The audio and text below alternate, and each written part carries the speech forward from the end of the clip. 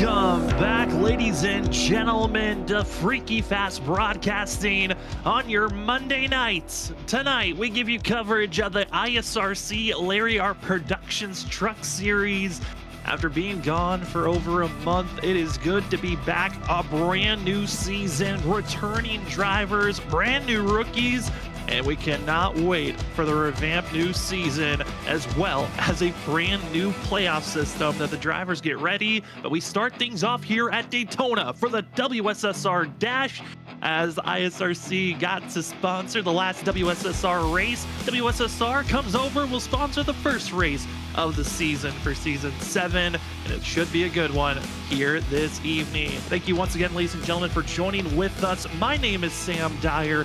Joining me up in the booth, great that he's returned, and I hope Danny Cochran's happy for it. We have Zach Hall back up in the booth for another season. Zach, it's crazy to think we've been here since day one of the ISRC, and now it's the start of their 7th season.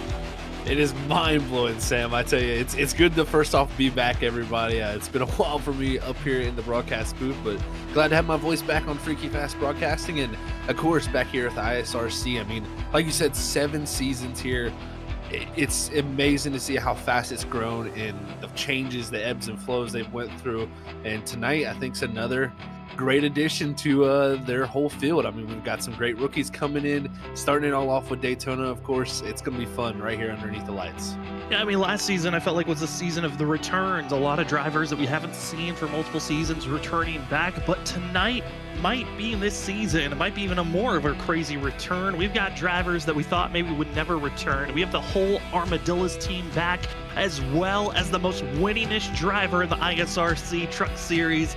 It's Mark Whitley back, and I think he's mostly happy, Zach, with the new playoff system. He's been groveling and complaining about the fact that he's hated the elimination style, and now we're going to be going to more of a chase-style playoff system, which is going to give everyone a chance to be more consistent, go for the championship. It's going to be more based off of that consistency, no longer about that one win, that last race on who's taking the championship. That's exactly right, Sam. It's going to be a lot more about consistency when it comes down to that playoff format, and I'm excited for that. It's going to give us a different feel, and I like them kind of going, with something new. It definitely adds something to the fold, and it's good to see someone like Mark Whitley come right back in here. Like you said, he's the all-time wins leader here. He's been gone on the past season, and now having him back, and especially with all the other drivers that we have coming back. I mean, it's awesome to see Trenton Jump even coming back here too. So, all the past champions here and everybody ready to do battle, and it all starts here tonight at the World Center of Racing. Qualifying is starting off as drivers getting ready for their first laps to be placed down, as we're going to be seeing that day to night transition here this evening. Lights are already clicked on, so it's primarily going to be under the lights for this race. As talk about Armadillo's return, here's one of them, Logan Brakey. Logan, notoriously known as one of the harder drivers to pass, was looking for some consistency the last time we saw him out there on track, but here tonight, at one moment, it was only Trenton Jump that was returning, but in the last couple of weeks, both Logan Brakey and Eric Stamp said, you know what, let's come back, let's race this thing out. It's great to see them back out on course, and Logan, obviously going to be a driver more in the mid-pack that we've seen, but I'm curious if maybe he's developed any speed to be fighting inside the top 10 and maybe even top 5 this season. That's very true. It's always interesting to see, like, when a driver goes away to, and does races at other places. What do they come back like? Do they come back like them old selves? Is there regression or is there progression? So we're going to definitely have an interesting time on our hands. And Logan's had some up and down moments in this series before, so great to see him come back, be a factor in it, of course, with, like you said, his likes of his teammates at Trenton Jump and Eric Stamp. Those three of a team is going to be quite a strong grouping there at Armadillos, so we're going to have to see how they can master this season here for season number 7. But qualifying right here, like you said, time's coming through. This is going to be an interesting time here to see who can really start this race up front, because it's always a lot of strategy. Do you want to be up front in the mix, in the battle? If you're going to be up in the battle, I think you want to be in those front 2 rows to really kind of keep that track position. But if you're farther back, we might see a few elect to maybe start a little bit farther back just due to trying to stay out of some trouble. As Aldi Fonseca was top of the board, Nick Crawford going to take that top spot away, as Logan Brakey across the line was hoping to be one of the top drivers, will come up shy, but one of his teammates, Eric Stamp, will be 4th on the board. And talking about new drivers, rookie, well, here's one of them in a very snazzy scheme. It's going to be the 87 of Talon Drake. Zach, looking through the roster, we got about 7 to 8 rookie drivers coming in this season. A lot of names that maybe were unexpected with the new change as well through the offseason, taking off the cap of how high your I rating could be. There's still a minimum, but the top maximum cap being removed really is added effect of some new drivers joining in this season. It really has. I love the fact that they've done that. We had a few drivers, I think, outgrow that cap that have been, so to say, grandfathered in. And I felt like it was time maybe they needed to get that a little bit more open to allow some of these newer guys to come in. And I think it's only going to shake things up that much more. I think we're going to have quite the competition on our hands with some of these newer drivers. And, a few of them I know a good, decent about. But, someone like Talon here, of course, on the screen, I don't really know what to expect for him. So I think it's going to be fun to watch someone like him, try to make a name here on Freaky Fast Broadcasting here with the ISRC. And two drivers that are hoping for some speed, but take it away. The driver that wanted the cap to be removed for a chance to race with this crew, it's Larry Yingling, the 3-time WSSR champion. He's one of the rookies entering this class and already showing his class of speed. Top of the board by 1/100th of a second as Drake crossed the line for the 87 machine for his first lap. Going to be moving up just into 32nd position. Looks like he'll be aiming for just a 1-lap go. Drivers that are hoping for some top speed. Last pole sitter here at Daytona, Cody Reed, running some new schemes, his own Larry Art production schemes. He'll only be 10th on the board. It's still Larry Yingling and Thomas Green, your top runners. Man, oh man, such close times, really from the second position on back. But Yingling with almost a full 100th of a second on the field. That's very impressive to see from the newcomer. And yeah, like you said, we know of him here on Freaky Fast. I know of him myself from racing, and he is going to be quite the tough cookie for this crowd. And with that, qualifying is done. Larry Yingling's rookie race tops the board as he will be enjoying that spot. For us here tonight, we enter a 5-minute warm-up period. Usually this time allows us to take a look at the point standings, the schedule, and then also our pick'ems of who we think is going to be the drivers to watch out for here tonight. We only have 2 segments so far. So first off, we're going to start off with taking a look at our schedule for this season because it's a very different schedule than what we've seen in the past. Zach, going to be, again, only a 12-race regular season matchup these drivers are going to have before the 6-race dash they'll have at the end to see who's going to be the chase champion at the end of the season. But starting off here at Daytona, Homestead, Iowa, Road America before we have our first break in the beginning of September before we go to Dover, Michigan, Worldwide Technology Raceway. We head back to Canadian Tire for race number 8, head to Auto Club, New Hampshire, Charlotte, and then finishing off the regular season at Atlanta.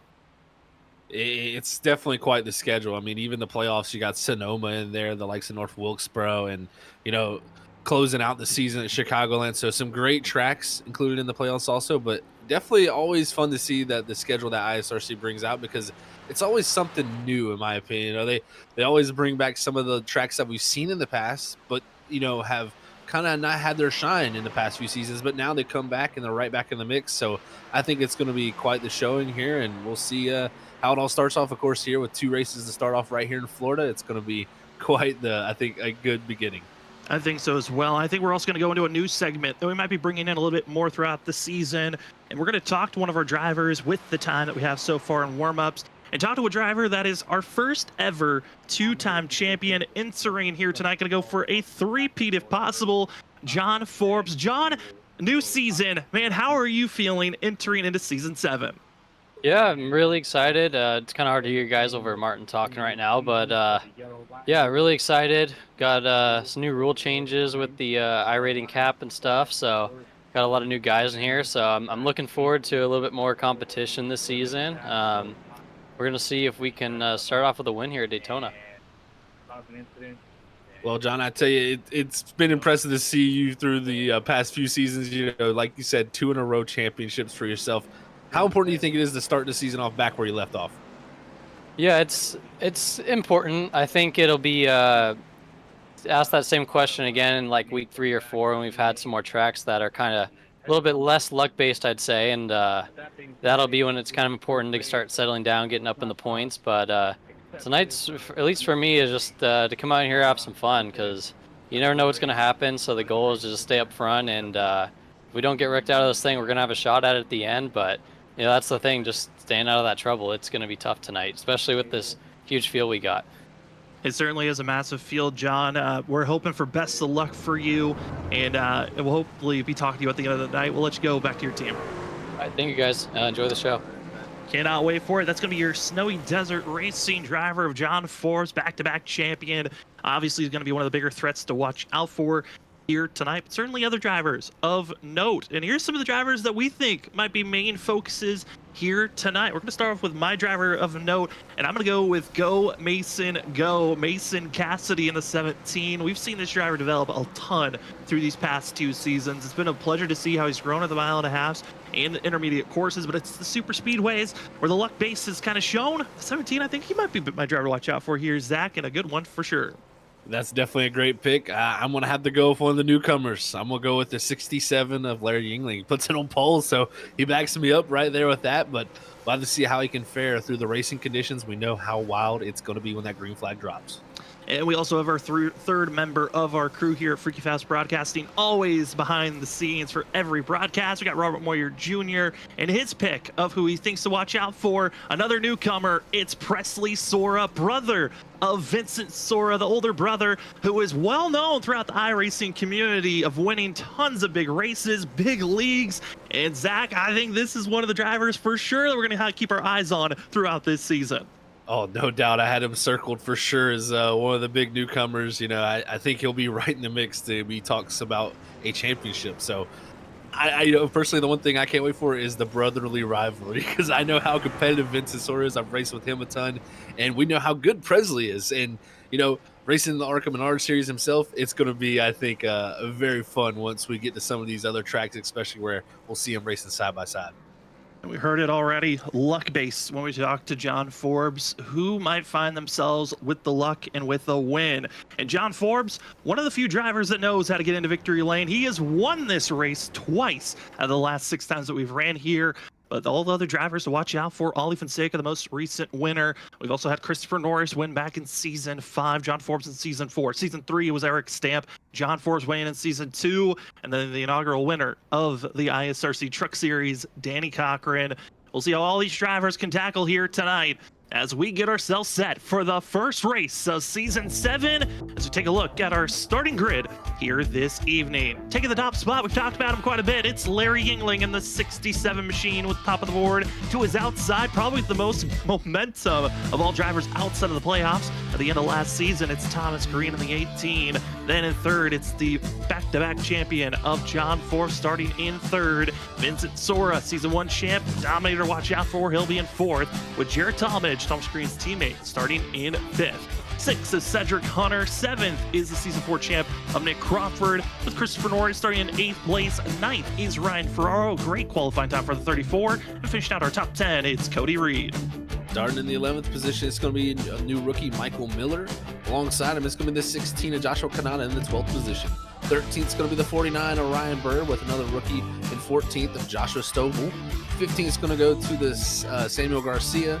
16th in qualifying is going to go to the 3 of Anthony Gaudio, with Sam's pick here starting 17th is the 17 of Mason Cassidy.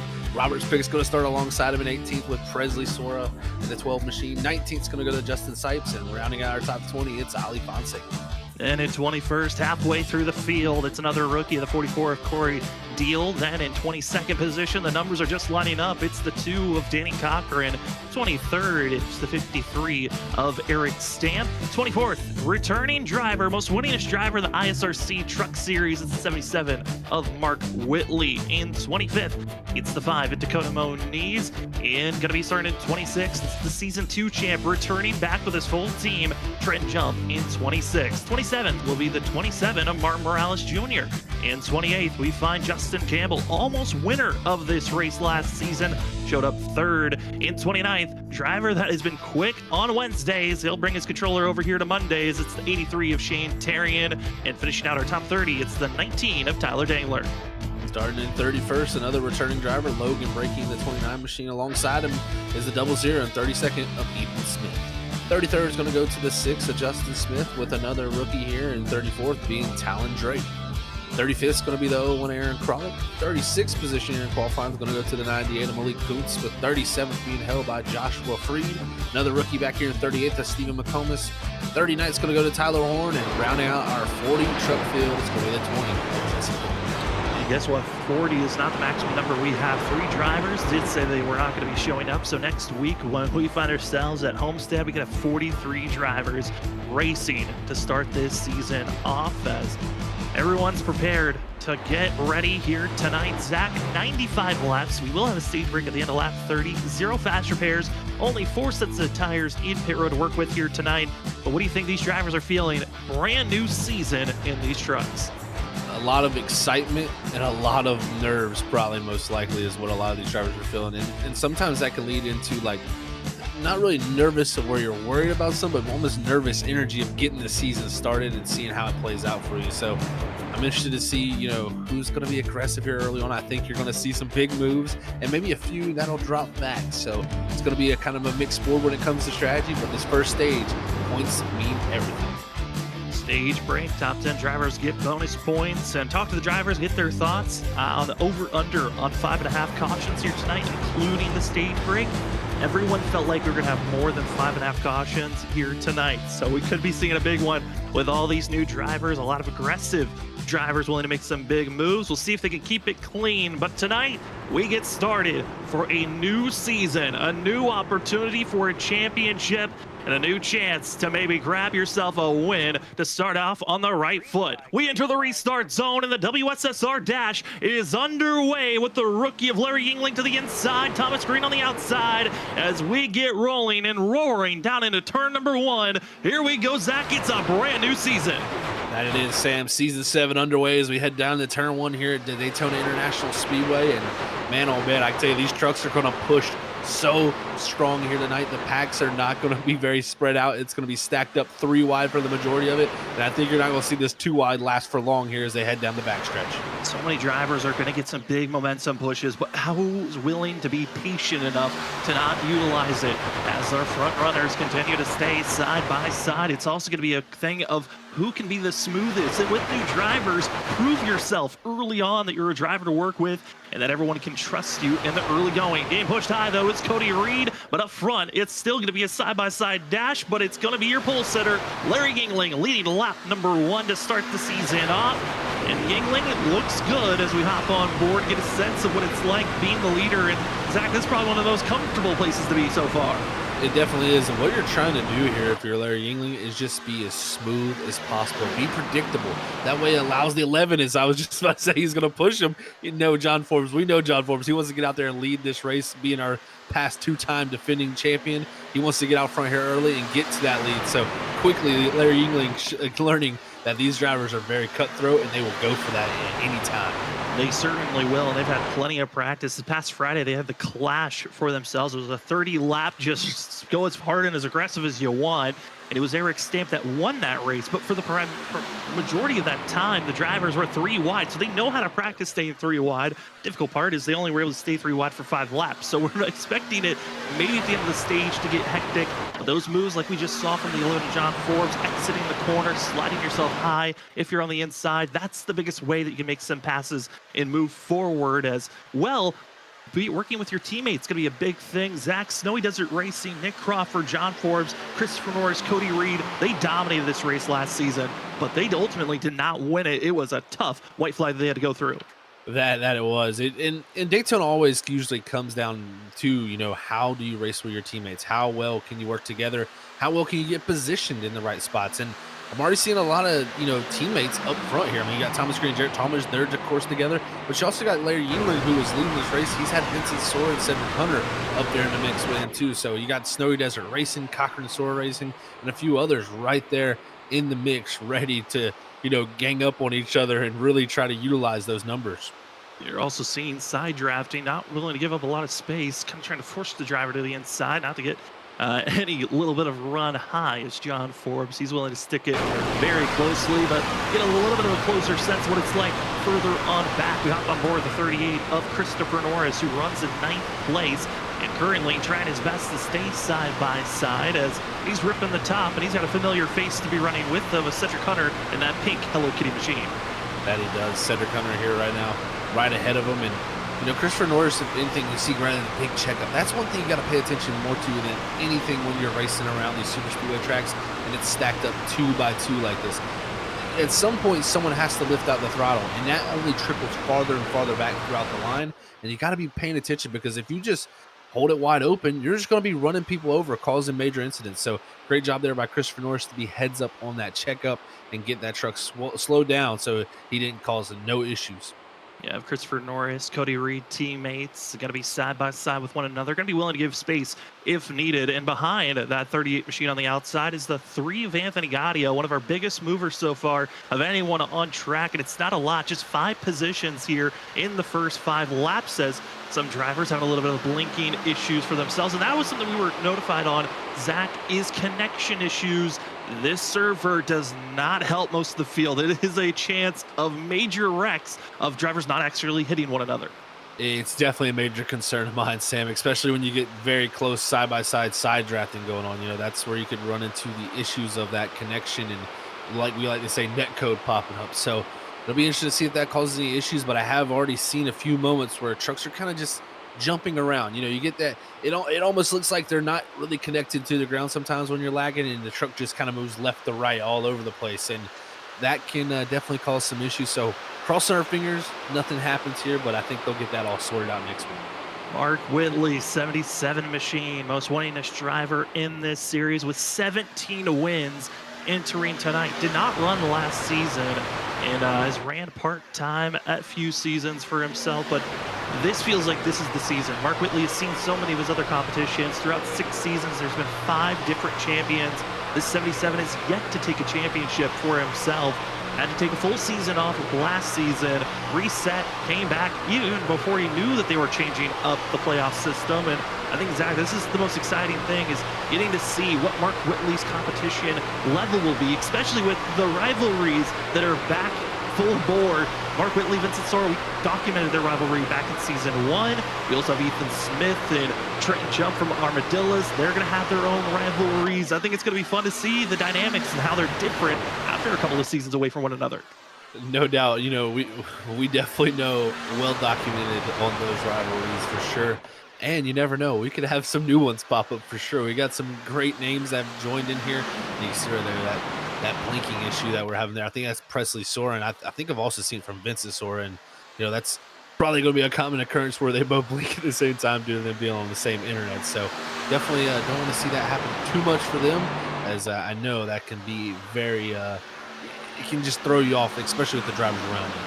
And also, there are a few drivers that didn't get their schemes right here tonight. There is a UPS 42 out on track, and it was throwing me off. I was trying to figure out who that driver was. It's actually going to be on our ticker, the number 8 of Joshua Stovall, who's going to be the 42 UPS truck that currently runs in 12th position, just in front of Presley Sora. So watch out if you see that 42. That's actually the number 8, Joshua Stovall, out on track. Gonna see if there's any other drivers with missed schemes for themselves, but that is an everyone thing that's seen that wrong scheme. As I know, some drivers are having issues getting into the server with the right schemes for themselves. You know, that first race of the new league and a new season can be tough sometimes getting those things right. It's sometimes a handful of if you race in multiple different leagues, you got to make sure your truck is in the right scheme, and sometimes that's easy to make that mistake. But right now, the one thing I'm surprised, we're on lap 9. Everybody's been very cordial when it comes to jumping out of line. Nobody's really been willing to take that step and that leap to push really hard and go to that 3rd lane. But right now, it's just been really hardcore side-by-side racing for 2x2 really throughout the whole entire field. There is one driver I'm curious on how they're running here tonight. That's going to actually be the 00 of Ethan Smith, who runs in 22nd position. He's our newest driver to take the crown as the biggest mover of 11 positions with a big checkup on the inside. It's actually given an opportunity for some of these drivers to take some major spots. And running now in 19th position is the 00, and up now 13 positions. Also another driver moving up is Mark Morales Jr., who's another driver who I just noted on a wrong scheme as well. He's in the 8, supposed to be the 27 on our ticker. So a couple of wrong schemes. I think it was just a little bit of an error that happened, but we'll keep you on track on which drivers are which. Yeah, definitely a little bit of a mistake there from a few. And That 27 number is going to throw me off for a while with him not being 97 historically. So that'll be a change y'all have to get used to, even myself. But as while we've been talking about all through the field, Thomas Green has been able to get himself to the front of the field, and now the outside lane is going to be led by the likes of Vincent Sora and Cedric Hunter. So the two teammates, they're from Cochran Sora Racing, really working together well to hold that top two spots on the outside. One of the strongest teams from last season, Cochran Sora Racing. It's Danny Cochran, Vincent Sora with the 13 of Cedric Hunter, and now the rookie joining with them after the cap was removed, Larry Yingling in the 67, just making that team so much stronger to watch out for. Other strong teams we know, Snow Desert Racing, also going to be the teammates of Planet Sim Racing. That's Thomas Green, Jared Talmadge, Corey Deal, and Justin Sipes. Those are going to be the drivers to really watch out for. I think those are the three big teams. They're going to be up front majority of the weeks. Definitely, it will be fun to watch how the team battles play out too, Sam, and learn who's going to have that pecking order, so to say, and who are the teams to beat throughout the season. So it's always a pleasure to see when new teams are formed. And right now, it seems like teammates are definitely trying to get lined up and set up for that lap 30 stage, because that's when I think we're going to really start to see some things happen. Is right around that 20 to 25 mark, people are going to start feeling like, I need to get closer to the stage points, and from about 10th on back, you're going to start to see a heavy push. And we're already seeing some pushes also even up front, as given some space. You can see all that space on the outside because the outside lane was moving very quickly, and it's Cedric Hunter able to push Vincent Sora clear enough to now move to the inside for the 15, and now it's going to be seen on the outside groove, being led by Cedric Hunter with Christopher Norris, Anthony Gaudio, and it's going to be the 12 machine.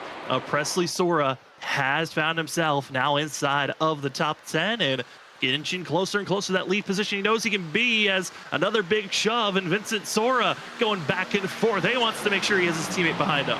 That he does, and that was a big move from him there to jump back up to that top line. And sometimes that move can kind of slow both lines up a little bit. So it's definitely kept him side by side here, as he's got that side draft going on Thomas Green with the 11 pushing the 18 down below. It's been very interesting. You can even see a little few movements from these trucks just look kind of awkward. And I think that's really having a lot down to the ping. So we're seeing some little left to right movements that maybe wouldn't have been happening if some of these guys' ping wasn't so high. So it's definitely a little bit sketchy. Whoa, it's sketchy right there. Big save by the 15. A little bit of a small tap that got Vincent Sora out of sorts by Cedric Hunter, and that was a moment that could have been big up front. And surprisingly, we just hit the halfway marker of this stage. Again, stage break at the end of lap 30. If there is a caution between lap 25 and 30, that will count as the stage. The drivers up front have to be critical and careful here. There are no fast repairs. If you get caught up in a wreck, most likely your night is done. That it will be. It is, and that's such a tough situation to be in, because you want to be able to race hard, but you got to also conserve just a little bit. You can't go out there and be willing to be checkers or wreckers yet, because your night will end up quickly with no points. So a lot of these guys are going to try to get some stage points. Then probably we'll see a little bit of even a relaxation point through the midpoint of the race, and then it'll ramp back up again. That's just the normal super speedway style of racing here. And looks like Presley Sora, big moment back in the field. Just a little bit of a tap, and I know Presley's been having a couple of moments like that, having Danny Cochran on his back bumper and trying to keep it clear, but only 3 wide, stuck in the middle. And of course, it's Cody Reed stuck on the outside once again, trying to find spacing. And Zach, it looks like maybe some drivers thinking about figuring out where they want to be, is Presley Sora once again, that blinking driver that keeps flopping up into the sky as they continue to stay 3 wide in the middle of the field, as they try to get cordial back to 2x2 if possible here, and they finally will do so. And they needed to quickly, because lap traffic already going to be a factor. We have 2 drivers that fell off the pack very quickly, and I think they expected a big wreck immediately in this race. It's going to be newcomer of Steven McComas as the 70 machine, as well as Tyler Horn. They're going to be caught here in the next, I would say, a lap or so. They're going to be caught. That they will be, Sam. Yeah, they're going right now through the exit of 2, and the leaders are right now in the middle of 1 and 2. So it is not a far gap behind them before we see these leaders catch up. It's about 3 to 4 seconds, and that time's going to be really probably next lap when they get there, because just how much slower they are being a 2 truck tandem compared to this giant field of trucks. So we'll see how these leaders navigate it. It's always interesting to see how lap traffic is handled early in these races. Yeah, you see that bob and wiggle that the 13 of Cedric Hunter is dealing. That is the network having issues that these drivers are dealing with. And that is a little bit of a wiggle. That's not Cedric. That's just the way that this car looks visually right now based off the connections they're going out. So it's shocking to see. Kind of giving me flashbacks of when I raced back in NASCAR 09 Xbox days, throwing it back. That was the way the cars looked all the time. Luckily in sim racing, it's a lot more smoother when the connection is neater for everyone. But that is going to be a constant worry throughout the night, especially when we get to bump drafting here very closely as we're almost getting to that window, Zach, of 10 to go in the stage. And a lap 30 is the stage break, but you want to get in the top 10 before lap 25. Exactly. 25 is going to be the number that you want to have, because if we get a caution from 25 on after the completion of 25, we will end the stage there. So I think once you get to that mark, that's where you're going to really start to see things really pick up, because drivers know at any moment the stage could be over. And there's those lap trucks. They're going to pull to the bottom of the apron. It looks like actually the Steve McComas is going to hold the bottom. And this is going to be a big one. Oh, we almost had another moment similar to Cody Smith a few seasons ago. Contact was made, but it's going to be the 70 staying low. Just lack of awareness, and now it's going to scatter the middle of the field. They're going to be going 2-3 wide. This is opportunity to take passes, but what a save by the 70 machine. But an awful moment to be seen in front of the leaders with lack of communication. Maybe a little bit more of the radio should have been stated, but that could have been a disastrous moment for the front runners in the whole entire field. That it really could have been, Sam, for sure. And it just seemed like the 70 was uncommitted on what he wanted to do. He was on the apron, on the track, on the apron, on the track. And that right there led to, I think, a lot of people not knowing what was going to happen. And like you said, that's where you got to use the communication of the sim and talk it over and say, hey, what are you going to be doing? And I'm sure they were doing that, but maybe just never got that call. So that was a wild moment, and now it's thrusted Vincent Sora to the lead, but also he's going to have the likes of the 38 of Christopher Norris behind him. So look at this, the 38 used that to his advantage, as this pack back here is kind of separated a little bit due to that checkup. That checkup really did cycle them their way backwards, and stuck in the middle is the 44 of Corey Deal, who's trying to find an opening to drop low, but just can't. He's stuck in the middle. They're still going to be 3 wide. Luckily, the draft is pulling them along. The side draft isn't pulling this group backwards, but this is a spot where everyone knows, okay, let's take a little bit of a breather. We still have 10 laps to go before this stage is over. But first scare of the night, and the field survives it. But man, they did not want to have that type of a scare here this early in this race. That they did not, Sam. That definitely raised the blood pressure for a good majority of the field right there, and probably put them on a little bit more of an alert here coming to the end of the stage. So we'll see what kind of moves are made now, and even sometimes something like that can kind of set you off a little bit and make you just say, screw it, I'm going to go for it. So we'll see if anybody does. And look, we're seeing our first big move, Cody Reed in the 25, jumping up to the outside. He's been the one who's been the most comfortable on that outside groove. And of course, it would be a former ally, a former teammate. It's going to be the 00 of Ethan Smith, who's been one of the biggest movers so far, trying to get closer to that back bumper, as well as with Mark Whitley. But Cody Reed, he's taking any help. If someone moves high, he's going to work with them and try to push forward. And it looks like it's going to be Presley Sora wants to make the outside groove work, but they are stuck up there. They need at least one more truck to maybe start moving forward, but they are still stalled out, and they're starting to find some momentum. Everyone else up front is stalling out. That third lane is moving forward.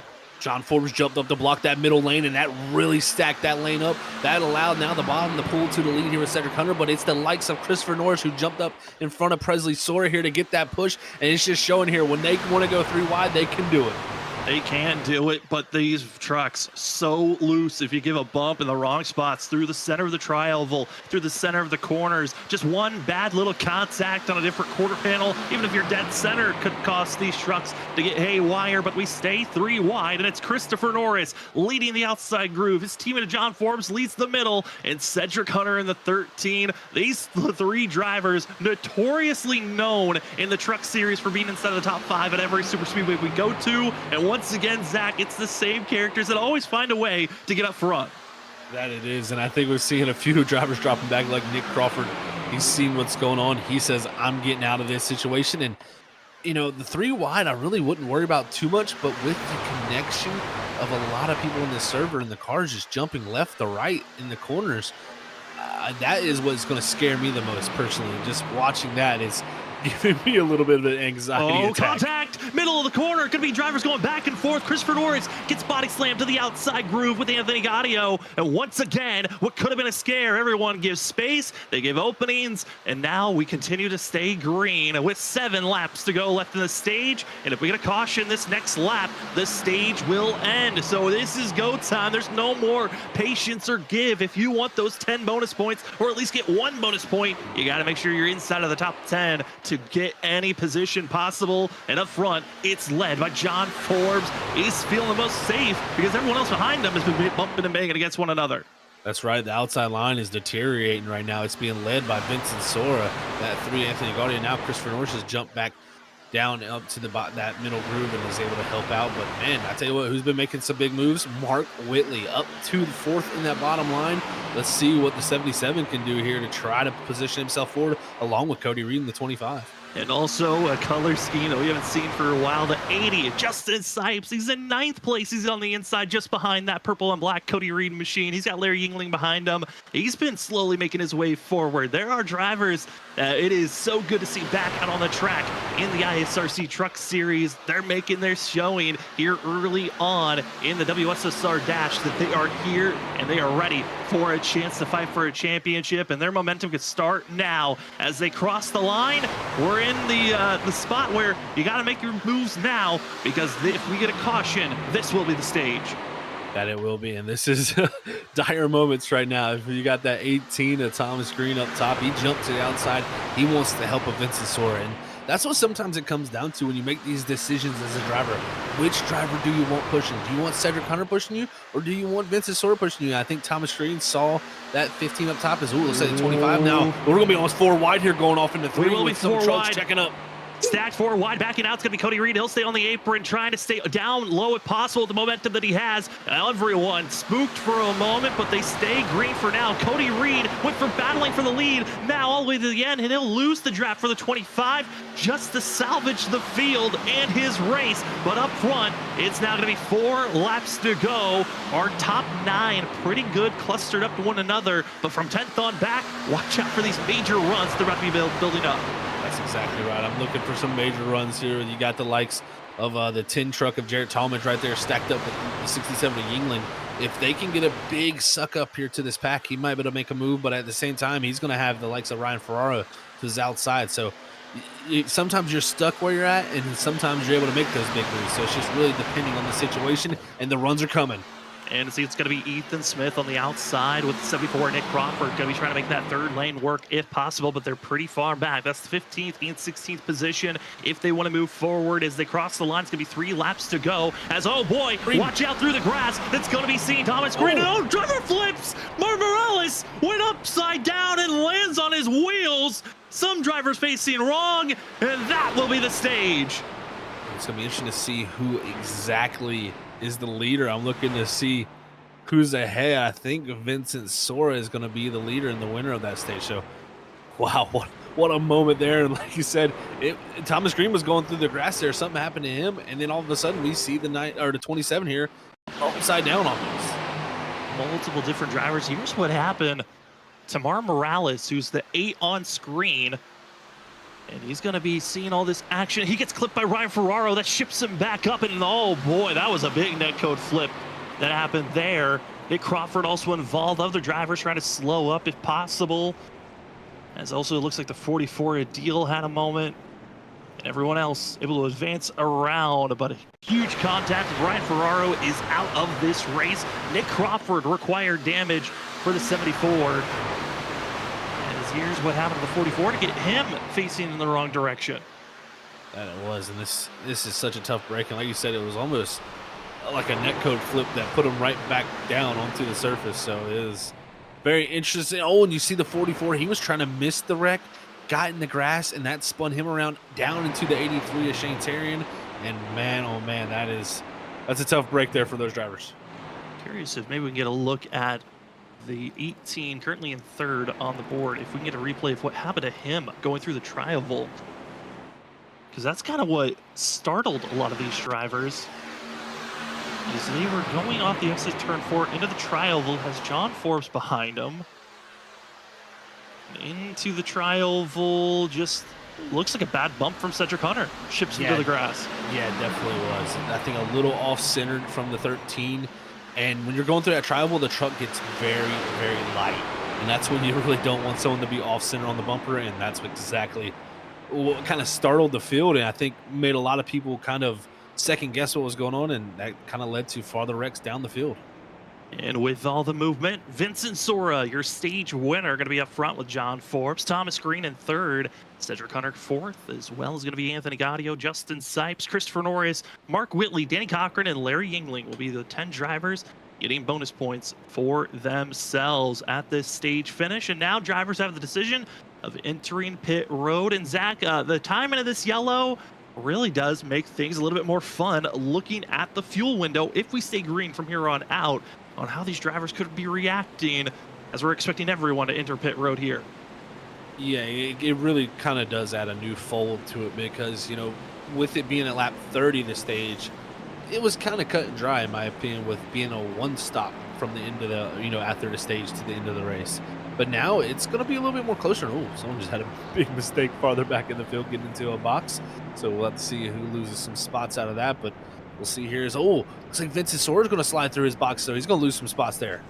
Trouble for the 15 of Vincent Sora. There are only 40 boxes out there on track for these drivers, so you need to make sure that you do not make a mistake, and a big slide like that could cost you multiple positions, as Vincent Sora taking off here shortly, and it's going to be John Forbes winning out as he's going to be able to move forward, and Sora falls to third for himself, as Sora having his blinking issues, as well as Presley Sora. I believe that might be what's causing us to have that little bit of a weird issue popping up.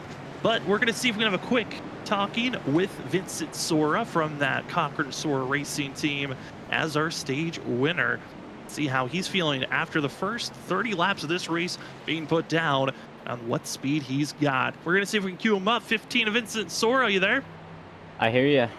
Well, Vinny, you find yourself being the stage winner at the end of stage 1 for season 7, the first race of the season. How are you feeling after being up front most of the start of this race? Well, I feel good that I got the first stage win of the season, so that's should be the points lead now. So that's exciting. I love points and I love having the most. So yeah, I'm kind of liking it up here. I'm surprised we didn't wreck multiple times there. I slid through my box on my pit stop like a dummy, so I lost some track position. But yeah, I'm just kind of riding up here. I'm gonna see how the race folds out after the green flag stop here that we should be getting if we go green, and then hopefully find myself in a position to win at the white flag. Congrats on the stage win there, Vincent. Good to start off with some points like you said there for yourself. But you know, we've seen a few trucks, you know, well, not a few trucks, a majority of the trucks out there kind of have that jumping little bit of a connection issue that we've seen. And you know, of course, the server being a little bit of a mistake there tonight. Has that really changed the racing, or is it kind of made it a little bit more scary out there? Yeah, it definitely makes it more scary because you don't want to like get tight on the doors of the other trucks, but then you don't want to cause a wreck in doing so. So yeah, it's something to be mindful of, and hopefully something that's going to get fixed for next week. Well, Vinny, we're going to send you back to your team, but good luck. Congratulations on the stage win, and hopefully we'll be talking to you at the end of the night. Hopefully. Thanks, guys. That's going to be your Cochran Sora Racing driver of Vincent Sora. Zach, couple of drivers topping off on fuel. Good margin, actually, from 25th on back, coming into pit road for a second time to top off. I like that call, seeing those drivers do that. It very much is going to be, I think, a very good call, too, because when you come to these super speedway tracks like this, too, we have the quickie yellow. I mean, we're literally just came off pit road this last time, and we've already got the lights off. We're racking it back up to go back green. So there's not, you know, like some of the other tracks where you get caution laps, you know, for a while, really, to kind of help, you know, you build that little bit of a buffer zone for fuel. So topping off there, I think could be coming back to help a few for sure. So we'll have to very much pay attention to that. But right now, it's going to be, can they keep it green if that situation is going to play out? Give me something we're going to watch out for. I'm curious, my producer can tell me this. Do we have a crank it up for tonight's race? Because I know the field, they have been on top of one another.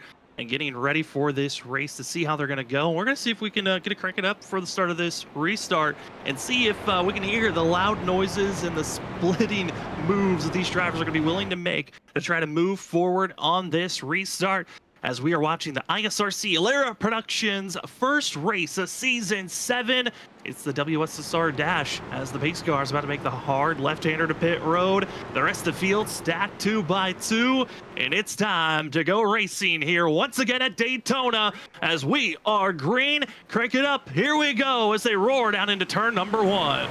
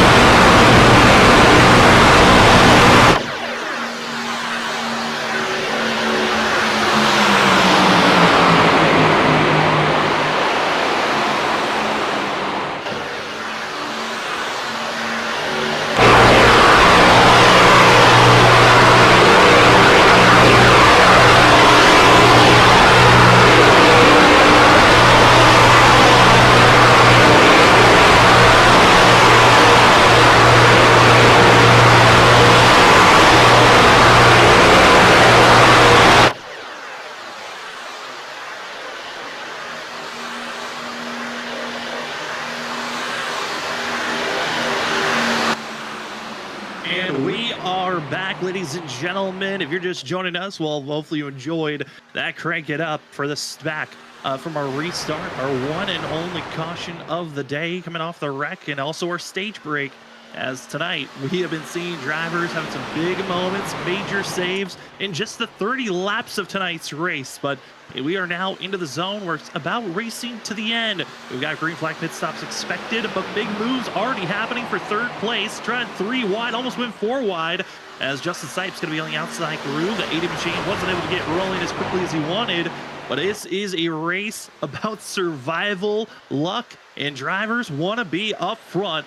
As we are so proud to have you with us here tonight, as that's a blinking car right there. Driver trying to react around it, but they're going to be 3 wide already on lap 35. And there's the big one. They're taking off. Drivers to the inside. We stay green, but multiple drivers involved with that wreck. Big contenders involved in the wreck as well. As we again stay green, but yellow flag will be thrown as there's an incident even ahead of this group that was parked on the apron. Oh man, Cochran Sora racing right there. It all imploded. And even Presley Sora involved in that too. So that was a major incident. It really kind of all started with the 38 of Christian Orr's big bump to the likes of John Forbes. That checks up the inside. Then we had a few trucks even blink. So a lot of things happening there, Sam. And 3 wide early here in this first run. Didn't expect that after the stage. There's the blink that kind of spooked everyone. But then going down into turn number 1. Yeah, it's just big tap. Vincent Sora, that's huge contact from the 15. With that contact required damage for our season 1 champ. These were other drivers that were racing against one another when the yellow flag was waiting for it to come out. And it looks like it came out with the drivers running so slow. There was no admin thrown yellow. I think it might have been the drivers that were parked on the apron that threw it out. I saw a bunch of drivers slow down up front on our live telemetry, and then the yellow flag was thrown, but looks like it was that incident in the middle of the pack of those drivers scattering across that brought out that yellow Zach in. I am completely shocked on how aggressive everyone got here on this restart. This was, I don't know where they thought it was go time this early on in a race.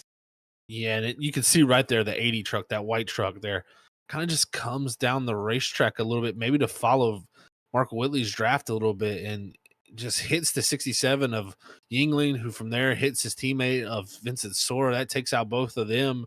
Kanata gets involved with it, multiple others, and that was just tough. And like you said, Sam, just so surprised to see the early 3 wide here. I mean, we rode around for 25 laps before we saw 3 wide in the first run there, and it seems like everybody just lost all patience. So they said, you know what, we're going to go for it, and that's what happens when you do that, though. I mean, maybe it was a full field strategy call of, okay, who's going to be the innocent victim here, so we can get this caution to kind of reset to make this race a one-stop from here. But it will become a one-stop from this moment on as the field enters pit road. 3 drivers with required damage with that incident. Cody Reed, Joshua Kanata, Vincent Sora, they were forced to pit road. Rest of the field, hit stop, topping off with fuel, but 2 don't even pit. And I'm not surprised by that. Eric Stamp, Shane Tarian, they pitted under our last caution. They are in complete save mode, clutching up and trying to push in the clutch to save fuel as they're pacing around. That they are. And, you know, this place, I mean, leading, you can't save that much fuel, you know, because you're getting the full brunt of the air and the drag can, you know, put on the nose of your truck. But when you get a little, you know, a few positions behind people, I think Stamp and Shane here could really save the fuel. So we'll see how that works out. But great job by them topping off there. It really allowed them to kind of jump the field here and get some track position. I want to say thank you to everyone that's joining with us. If you're just joining, here's our race report so far. 2 cautions. Our first one was an incident coming up to 3 laps to go in the stage, and with that caution, it counted at the stage. We just had a slight big one involving over 4 to 5 drivers scattered to the apron, major damage given to Vincent Sora, Joshua Kanata into pit road, and Vincent Sora able to get out there. The majority of them have gotten their required damage flags removed. They'll try to get back out there on track. This is what we wanted to look at before the incident kind of blew up and took us away from the conversation. Zach, we're under the lights. This track temp, the conditions, perfect for tonight's race. I'm looking at the wind. It hasn't been as fluid as we've seen in past races in the past, where it kind of scatters up from 4 miles per hour up to 12 miles per hour, just randomly swirling. It seems a little bit more consistent on the low end. Yeah, that it is. It seems like it's kind of stuck around that 4 mile an hour, 5 mile an hour wind. Really nothing much more. So yeah, and that can have a huge effect, really big effect on how these trucks draft. So that's definitely something interesting to watch all night. But definitely perfect conditions, in my opinion, for a ton of grip and a ton of pushing and aggression. So we've seen that so far, and looks like our hurt trucks, they've all got their damage somewhat fixable just to stay on the lead lap here, and we'll get back going here as they double follow them up. But I'm seeing a few leaving pit road. Cody Reed still some pretty good left and right front damage. Kanata still some decent right front damage on the 16, but Vincent Sora is the one I look at the most. No front end. That truck is he's going to be limping around here tonight, and there's nothing worse when you got to limp around the Daytona International Speedway. It's heartbreaking, but like he said before, he got the stage bonus points, so he loves to get those points, and that kind of could salvage a night that honestly is going poorly after the stage finishes. But I want to say thank you to everyone that's out in the chat watching tonight's race. We have a couple of people that have already saying who they're rooting for. We have Larry Art Productions himself, Larry, in the chat. Title sponsor for the ISRC Truck Series, also major sponsor to some of the drivers and races throughout the season. I want to say thank you so much to Larry Art Productions for how much he supports this Truck Series. Also have people rooting for Tyler Dangler, and a couple of people rooting for Josh Stovall, hoping for the best for them. But overall, I mean, Zach, any final thoughts before we go into this restart? And we'll see if anyone wants to stay patient, or we go right back to where we were before that last yellow. Maybe with the change in strategy, you know, being a one-stop now, everybody knows they just need to get to that pit stop to race it out. Maybe we'll see a little bit of aggression drop, but you know, you never know really. It's always a mixed bag. I mean, there might be a full moon out there at this point with what we just seen on that last restart. You got about a couple of more Stovall fans out there. Love to see the fan interaction and rooting for your favorite drivers, all the family and friends that have watched throughout this season and throughout these races. Thank you so much for your viewership. As the pace car pulls into pit road, we enter the restart zone. It's time to go back to green flag racing for the WSSR Dash here at Daytona to start the season off. And a little bit of newcomers up front. Again, Shane Terry and Eric Stamp deciding not to pit. They both stay out as the rest of the field able to top off on fuel. We'll see how well the field is going to be reacting, and already seeing a major split up. The front group took off. Everyone else caught a little bit sleeping from 8th on back. Yeah, very much so. Just some big gaps being formed there. And what happens when you have big gaps at a place like a Super Speedway at Daytona? You have big runs. So expect this pack to slingshot right back up to them. And we'll see if anybody can take that momentum and use it for an aggressive move. We'll see if anybody decides to make it 3 wide. But at the moment, right now, 2 by 2. 2 by 2, the driver that won under the Friday Clash race that the drivers put on for the ISRC kind of as a warm-up for tonight. It was Eric Stamp that won that race. He was up front for the majority of the time, but it's John Forbes getting right back to that front spot with his teammate Christopher Norris, but bouncing to the 3rd lane, now going to be in the middle. It's Mark Whitley back up front. Talk about how he got into the top 5. Well, he is in a comfortable zone, now leading the outside groove. He was definitely one of the most aggressive there, jumping to that 3rd lane, and the 2 drivers he was going to go to the 3rd lane on jumped to the bottom. So quickly he found out, hey, I need to get back to this middle lane and get in front of the 80 adjusted Sipes there as that outside lane. Right now, losing a little bit of momentum with Forbes and Christopher Norris jumping down to the bottom in front of Eric Stamp and Shane Therian there. So we'll see how that works out. But right now, looks like a lot of people not willing to do a 3 wide action we've seen before. Oh, it's Ali Fonseca up through the middle. Say, get out of the way, Justin Sipes. We might have been racing against one another and back in season 2 and 3, but tonight I am a past winner of this race. And the 24 makes the big aggressive move and pushing the 80 backwards. And for Justin Sipes, he's been trying to stay attached to his teammates from the Planet Sim Racing team. That's with Corey Deal, Jared Talmadge, Thomas Green, that 80 machine. Every time he gets close to being around one of them, gets shuffled back to the end of the line. Once again, it happens again.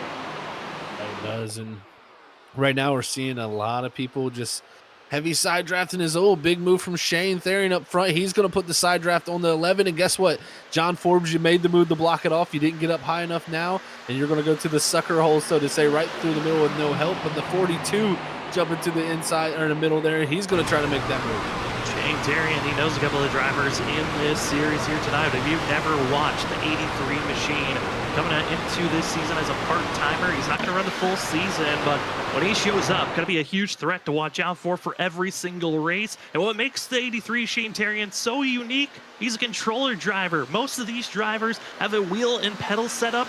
Shane, he took the controller from racing on console, brought it right over to sim racing. It's the only way that he's raced. And here tonight, gonna be another factor to watch out for. It's always fun when he gets out of control, Zach, because you can tell when he's on a controller based on how that wheel reacts. But when it's race trim, sometimes it's difficult to see that he's on a controller.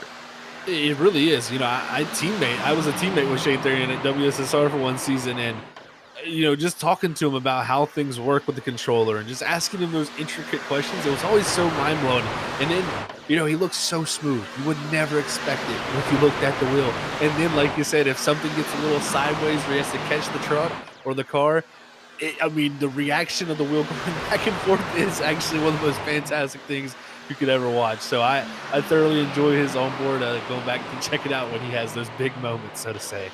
And the chat's happy. They're starting to root for it, and it's for the Brown. It's Josh Stovall up front, the rookie, getting his way up to the lead position on the inside, being pushed by Christopher Norris, wanting to lead this lap. Is the 8 on our ticker, 42 Brown machine on course as Stovall leads another lap. And again, when we came in and looked at the rookies class this season, based off the iRating, they were all going to be fast drivers to watch out for. But here tonight, we really didn't know what we were going to see from some of these rookies that we've never seen in any of the past series we've covered. And Stovall was one of them, but he is showing out here tonight. Could be a driver to trust with how he's running on the inside groove.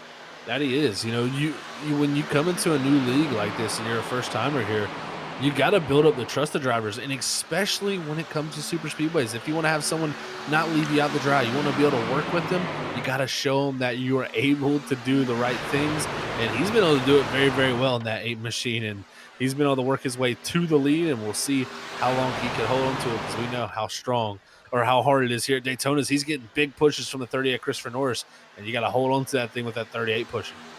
Christopher Norris, a past winner of this race 2 seasons ago in season 5. Christopher Norris only led 1 lap when he won that race, and he was a driver that every speedway we go to is a threat to give massive pushes, make wildly aggressive moves. And here tonight, I kind of talked to Christopher Norris before this race. I was curious on his thoughts. Confidence level kind of wavering, but also it's a super speedway. We know this 38 can be clean. It's more of, can he keep the nose clean by the end of this race? That it definitely is a huge question. You know, Christopher Norris, very, very aggressive, but sometimes smartly aggressive. You know, it's really those decisions that you make split second that sometimes put you in the right spot, and he seemed to do it well in the past. Let's just see how well he can position himself for later in this race, because that's the big thing. Super speedway races, yeah, you can be running first, second, third throughout the majority of it, but all it takes is 1 lapse, 1 mental moment to lose yourself. And right there, the 8 almost up the racetrack there, opening up the door, and the 38 had to back out of it, or he would have turned him. That UPS 42 Stovall getting a little bit out of sorts. 8 on our ticker. Kind of rushed up, and Mark Whitley gave an opening for John Forbes to drop down to the inside. And just like that, Forbes is back up front, leading one of these lanes. And Forbes has practiced this, and Stovall said, I'll do the same move, but go to the outside. As Josh Stovall moves the outside groove, he wants to lead another lap, and that's a bonus point. You lead a lap, you lead the most laps. That's a bonus point to be grabbed for yourself. But if you're Stovall or John Forbes, there's a past stat that maybe you don't want to think about. That is, the winner of this race has never been a driver that has led the most laps. That has never happened before. Could tonight be that driver, and it could be the 42 or the 11 who's been up front for majority of the night. That'd be quite the stat to break, because we know how long it's been since that. No one's ever done it, so it's been very, very interesting. It usually tends to be the driver that dominates does not come out of here with the victory, so we're seeing some big aggressive moves. And I tell you what, the 42 on screen of Joshua Stovall, he definitely made a big aggressive move, and man, oh man, John Forbes made another aggressive one, but Mark Whitley is somehow able to find his way through the middle, and the 11's out to dry. And it's going to be pushed, Mark Whitley, by the 12 of Presley Sora, returning driver, the most winnish driver, the 77 of Mark Whitley, and probably the highest rated rookie coming into this season, of Presley Sora, trying to make their way forward. I know Vincent Sora and Mark Whitley had their rivalry back in season 1, and we're curious if that's going to be stewed back up, but huge bump by the 77 and the 42 down the backstretch. I'm curious on what the brother of Vincent Sora's feelings are going to be with that 77. Oh, and you can see their big movements left to right with the 77 of Mark Whitley. That could have been very, very close. Luckily, it wasn't touching the bumper. Even look at the 53, a stamp all over the back bumper of the Christopher Norris. These shoves and these bumps are getting much more aggressive, and there it is. The 77 down into the 53. That almost caused major issues. And look at the major wiggling going on with that 77. Part of it looks to be a little of the connection wiggle. The other part is just trying to stay attached to that front and rear bumper if possible. But once again, let's try for round 2. Lap traffic looks to be in front of our leaders. They're going to hope to try to get ahead of them and around them if possible. But Stovall wants to block, wants to defend, and once again gets put by himself. Now in the middle is going to be the 42 of Stovall. Mark Whitley and going to be Christopher Norris makes the move forward. And for Mark Whitley, I mean, he's one of the drivers you know to watch out for, but watch out for the lap traffic. They stay low. Everyone needs to move up high. Traffic stays on the track, and surprisingly, they keep it together. No contact as the rest of the field move up to that middle and high groove. Oh, there they go. They're wrecking, and someone's going, oh, he almost went around. Oh, gosh. 6. Shane Herring also, I saw a big wreck for himself, and it's the big one. You thought for a second they were in the clear, and once again, a commentator's curse, maybe a jinx, strikes. As I thought they were finally clear to go, it was actually clear to take off and wreck, as a caution is out in this. Is going to reset the field, and now the question, Zach, how many drivers will be left running after this?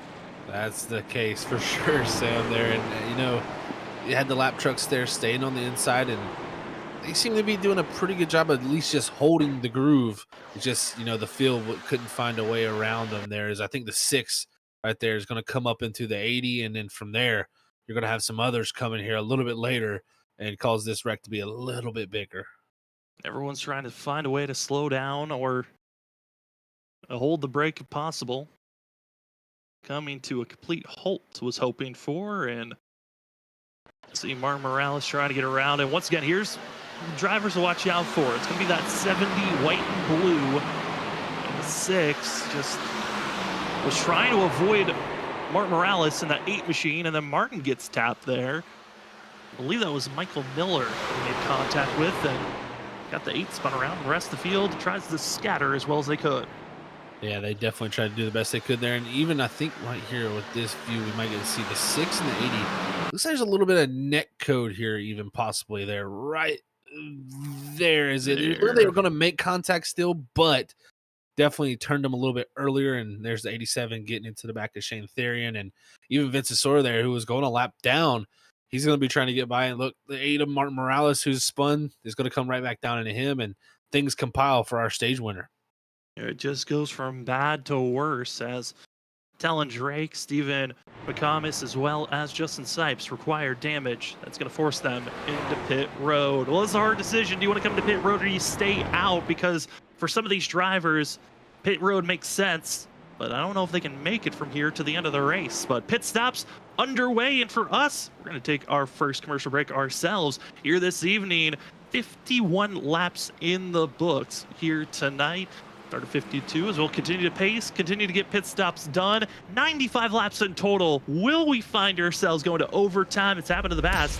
Might happen here this evening. Thank you so much for joining with us here at Freaky Fast Broadcasting. You're watching the ISRC Lara Productions Truck Series for the WSSR Dash race number 1 here at Daytona for the new season of Season 7. We'll be back right after this with more racing action.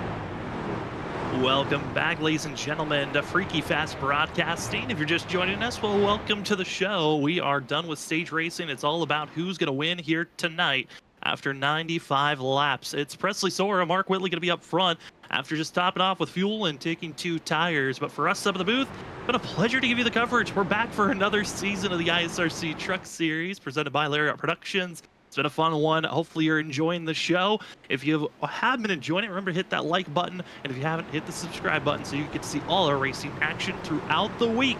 We're about to be back to 4 races on Monday through Thursday. My name is Sam Dyer. With me is Zach Hall. And Zach, we're back to Green Flag Racing. It's going to be the drivers that we have been waiting for on what speed they'll have this season. Leading on the inside and the outside group, it's Presley Sora, Mark Whitley as they roar down into turn number 1. Great start there from that inside lane. The 38 Christopher Norris really pushing that 12 well, as he's going to have the 53 stamp there come up. And oh, for a moment there we had the little bit of undecided action there between their leaders. And right now it's going to be Mark Whitley jumping to the outside here with the help of Danny Cochran. And they're going to have a big shove down the back straightaway as they fly past that inside line. Let's just see if they jump down or what do they decide, because right now they're bobbing and weaving. Bobbing and weaving, and it looks like it's going to be Mark Whitley dropping down low, willing to stay where he's at. Outside groove, now going to be the 2, Danny Cochran, and the 42 on screen, 8 ticker of Josh Stovall, hoping for a good run. And that gotta say, the 42 UPS machine has been surprising me. He is a driver I cannot wait for when we go back to another Super Speedway in Talladega in the playoffs, because he has already proven to me right now he is a driver you want to work and stay around. Other drivers on the outside, you have Anthony Gaudio back up front, but also it's going to be the 00 of Ethan Smith as he's back for a full season. I know he joined back last season halfway through, but what will Ethan Smith have for his full redemption season? We're going to see here for season 7. It's going to be fun to watch that for sure. That guy, always such a great racer. We've seen him do big things in the past year at ISRC, and like you said, he came back halfway through last season, just kind of got his feet wet. Now he's ready to go race for a championship again. So we'll see that, I think, that 00 right back up to form and right back up in the mix as he is right now, is Danny Cochran getting the shove from Stovall. He's going to get the lead his first laps of the night, and the 2 machine making a return to the front. Danny Cochran going to be one of those drivers that we know to watch out for. He won the inaugural race of the ISRC Truck Series only back in Season 1, Race 1, and a spectacular form for the 2 machine, and also a champion back in Season 3. The 2 knows how to get it done, but he's kind of been a funk, you could say. It hasn't been on top corner. We've seen him be a winner or a contender each week for a win. He's been trying to work and find that form once again. We saw back in Season 4 and 3. Here tonight, the 2 on the outside groove as we're right in on board with Mark Whitley, looking back at Presley Sora, who continues to push the shove, and now the 12. He wants to be the leader on the outside, has the run, and it's the 12 of Sora. It's going to be Presley leading that lap. Great jump out to the front there for Presley. He's going to immediately, from the shove from Cochran, get down to the inside line, lead in front of Mark Whitley. And yeah, I think Presley already showing great, impressive racing skills that we know he has and has shown in the past year in iRacing. So this is going to be fun to watch who can get this job done. And with them making a pit stop as Mark Whitley jumps up to the top, that's going to scatter that middle line there. Stovall is going to jump up to the outside, and it looks like he may be left out to dry by himself till he has that 46 at Trenton jump, get up to the back bumpers. Now Ethan Smith's going to slide into that 3rd position on the outside. Trenton jump in the 46, finding someone that can maybe pull him to the up front and be a contender. It has been a while since we've talked about Trenton jump, but man, will he be a threat this season as well to watch out for, as the whole Armadillo team is here. Eric Stamp, the leader right now of the Armadillos, currently in 5th position, 3rd truck on the inside. Then you have Trenton jump on the outside groove, 3 wide. Everyone trying to stay stable if possible, as it's from battling for 6th and for the battle for 11th place currently. And Ethan Smith now going to move to the outside lane. You saw that bobble that Stovall gave to the 00. We're going right back to where we were at. And Zach, last time we were 3 wide, it didn't last very long. And they're going to test fate once again. That they are. And oh, Stovall there a little bit to the inside with Ethan Smith being right up against the wall. And oh, look at that jump and Stovall. They're going to immediately jump back down into their groove and get back out of the way of the 00 there, who Ethan Smith's going to have to slot back down there into that middle groove if he wants to hang on to that draft. But right now, big moves being made. And right now, the huge shove from the 2 of Cochran to the back bumper of Whitley is going to get him a nose ahead here. But like I was saying, with them hitting pit road like they did, it's going to make the strategy very interesting. And why the majority of them did it is not because it's going to change how many pit stops you can do, but what it will change is the amount of fuel and It'll also allow you to put tires on this truck too if you don't want to take anyone and you come down the pit road later. So we'll have much quicker stops, less time on pit road, faster finish to the race. A lot of people in the chat cheering on their favorite drivers. Who are you rooting for? Put in the number that you're rooting for. I know we got a lot of 42 Stovall fans out there.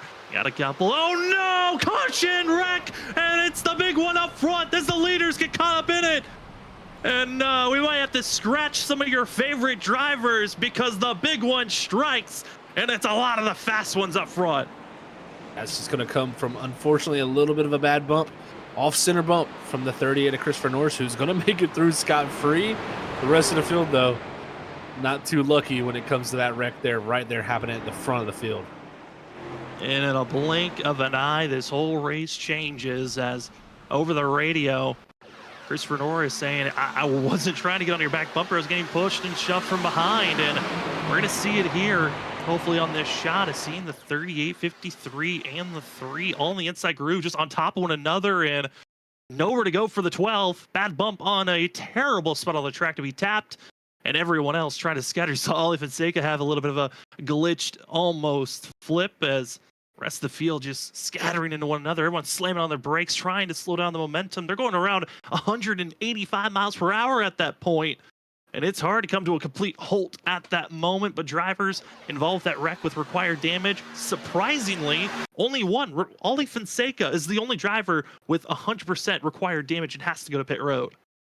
You know, we heard the call out there from Christopher Norris saying he's getting pushed from the 53. I believe Eric Stampu was behind him, and definitely was a little bit of a pushing going on there from him. I don't know if the pushing was what was wrong. It was more or less just a little bit off center. When you get to the left like this, you'll see here the 38 just a little bit to the left of that bumper. When you do that, you're more than likely going to turn that truck in front of you, and getting that little bit of shove from the 53 while he bumps into him kind of just compounds that hit, and it makes everything that much worse. As you see there, Stovall getting up into Mark Whitley, and I think he saves that truck, but man, oh man, just major collateral damage for the rest of the field. You can see everyone else, those brakes are just bringing up all the smoke, trying to slow down it. And yeah, re-looking at it there, I mean, it looked like the first bump was good.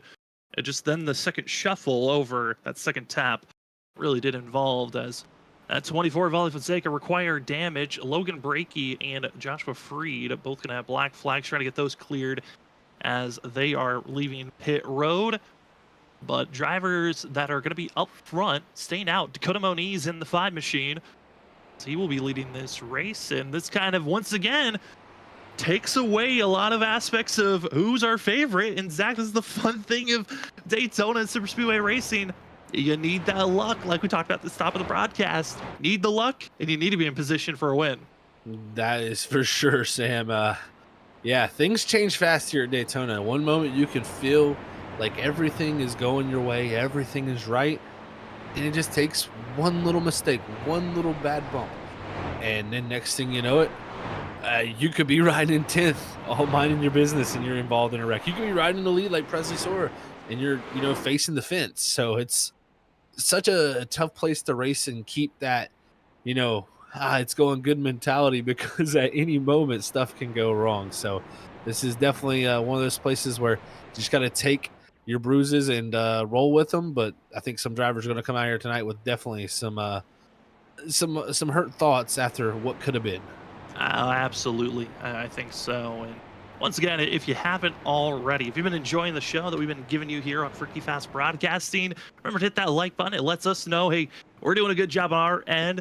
And if you feel like, hey, maybe there's something that maybe you want to interject or criticisms, the chat is open for them as always. And if you would like to be notified when we're live once again, we're going to be covering 4 different leagues starting in the next few weeks. Hit that subscribe back button and the bell notification button to be notified when we go live. Thank you again to everyone who's already been a part of the Freaky Fast family in the way that we've been growing these last couple of years. And I gotta say, Zach, it's been crazy to see the growth of the broadcast team and seeing how we've changed from our graphics, from Robert Moyer Jr. to how much we've grown as commentators, to also seeing the drivers grow themselves, like we've seen from the ISRC from the very beginning.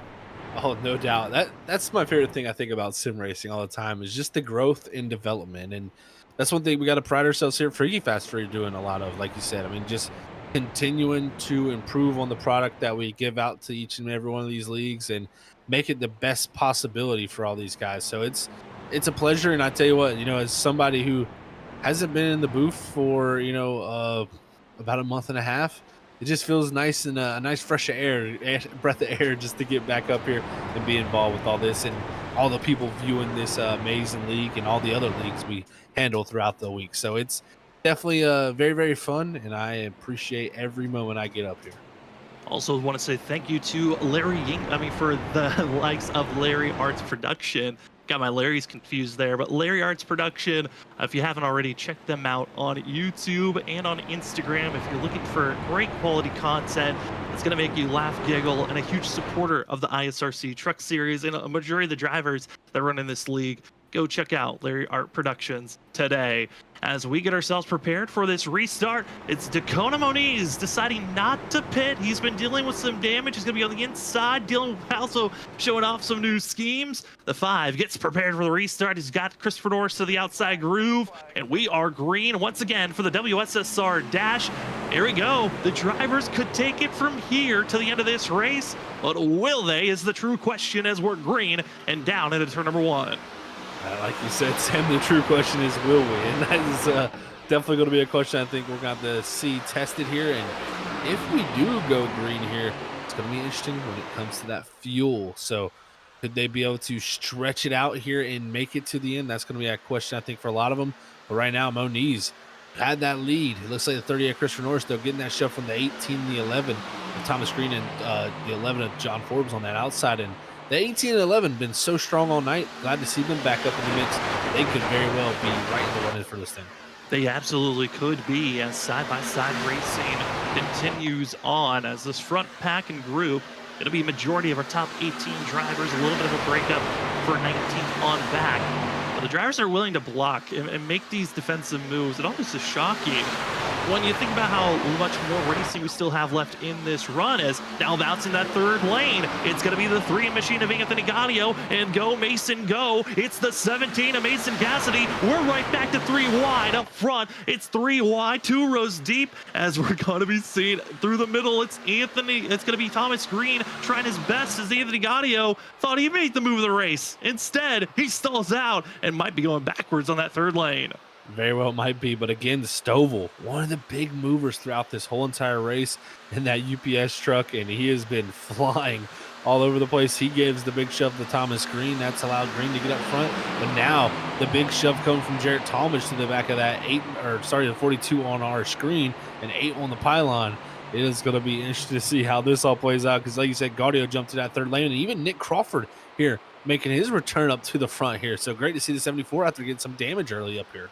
He got some damage earlier, but he also backed out of the battling up front when they were coming to the end of the stage right before that first caution. He had a sense that it was getting a little bit too dangerous. Surprisingly, he saw the 3 wide action up front and decided, you know what? I think it's willing to risk, because of how much of the stronger, more aggressive drivers are kind of out of this race or dealing with moving vehicles. It's now time to make some big moves and push forward. Other drivers of note that are still in this race just outside of our top 15 and also with fully stocked vehicles. Malik Kuntz in 15th position. That 98, he's going to be a driver to watch out for as this run progresses on. I think he could be a threat if he can keep that nose. Again, another one of those drivers keeps the nose clean. He could be a threat later on as you see the big bumps and the big moves that this 3 of Anthony Gaudio is dealing with, trying to push Jarrett Talmadge as quickly as he can as well the outside lane. Definitely so. Some big pushing going on right now throughout the field, and nobody willing to jump up 3 wide yet, but those big pushes has definitely made some momentum be created for these drivers. And you can see just the movement from here inside the cars. Like, look at all the dancing around going on, and a lot of that, again, yes, it does happen here at Super Speedways where you kind of follow the guy in front of you, so you'll wander left and right trying to stay in that draft and make the push as best as possible. But a lot of times I think what's come down to is this connection issue we're established here tonight. A lot of these drivers, the majority of them, I'd say about 80% of the field is over 100 ping, which is very high when it comes to iRacing. So we're seeing this bobbing and weaving effect here from the onboard even. They're trying their best to keep it underneath as much as possible, but honestly, Here tonight, we've seen so many massive moves that could be costing drivers, but others, great recovery runs. And you see there in the red, that's your pole sitter of Larry Yingling. He's back into the fight. And as well, a couple of other drivers that have been trying to, with these cautions have been coming out. It's given time to get repairs done. Their races are not done just yet. As Shane Tarian leads that outside group. He's got Danny Cochran following the line. Jesse Thornock as well going to be trying to give a push. And these are drivers just outside of our top 15, trying to just claw their way forward and hoping maybe someone will move up and give them more assistance to keep that run going forward. Tell you what, big momentum from that outside line. They continue as it stacks up in the other lanes. It's been very, very fun to watch as well. I think Mason Cassidy thought about jumping up maybe, and Shane Tarian had gotten to the wall there a little bit, trying to not get into that 17. So here comes the outside line now. It's going to be Gaudio once again jumping up to that third lane, but it's going to be Jarrett Talmadge, and now Stovall's going to run up to the top. So everybody blocking that top groove as they're coming forward.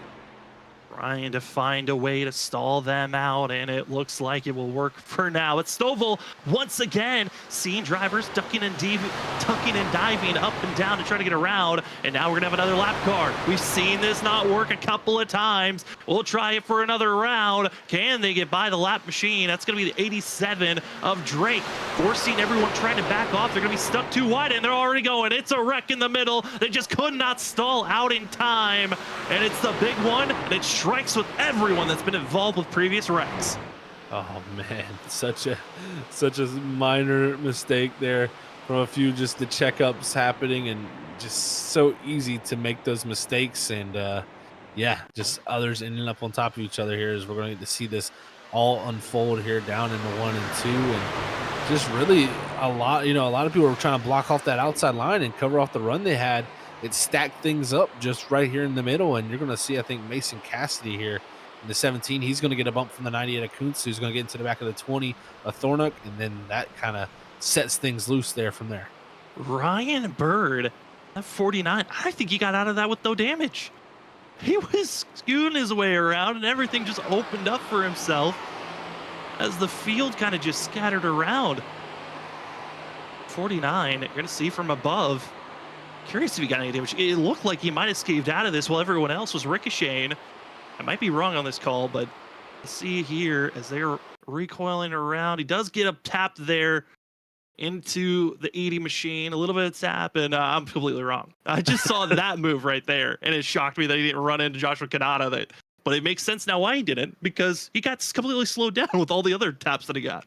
Sometimes running into people will slow you down just good enough to miss the really major part of the wreck there, and I think that's what happened for Ryan Bird. And even looking at his truck, Sam, I took a look at it while we were replaying that. It really didn't get much damage from those hits. Like, I can't even tell really, other than a few scratches on the truck. So for him, not too bad actually. So I think he'll take that all day long, and now we'll get to see what people here decide to do for pit strategy. I think you got to come down just to make yourself feel a lot better when it comes to the fuel, because from here on out, they are for sure good to make it to the end. Yeah, I would agree on coming down. Drivers that with required damage after that wreck, Eric Stamp and Aaron Krolick, both going to have required damage coming to pit road. Eric Stamp's going to be able to take off, but he's got a ton of optional damage that he's going to deal with. I know the majority of the chat's been blowing up about the UPS 42 of Josh Stovall, and I'm curious if maybe we can try to talk to Stovall before this restart, because I know that the chat would be happy to hear from him as we are closing in 25 laps to go here tonight. And what's the 8 on our ticker? 7th currently on track. Let's see if we can try to queue up that is 42 UPS machine. See how he's feeling. Josh, it's Sam and Zach up in the booth. You got us? Hey, what's going on, boys? Well, I know that you're the 42 UPS machine. I know there's a little bit of complications on the ticker for us on you being the 8, but man, you've been a dominator up front, showing that you're a driver to watch out for. How are you feeling being out there on track so far? Man, I'm feeling good. Just trying to avoid all the big ones. We almost got caught up in one right there, but we were able to keep it straight and come in and get all the damage fixed. But hopefully we can keep it clean all the way to the end of this run and be there for the finish. Definitely, I've been impressive to watch all night, Joshua, man. Really putting on a show out there for us. When it comes down to the end here, which lane do you think is going to be the right one to be in? Because we've seen all night, all 3 of them work, but it just seems like you got to time the right momentum from them.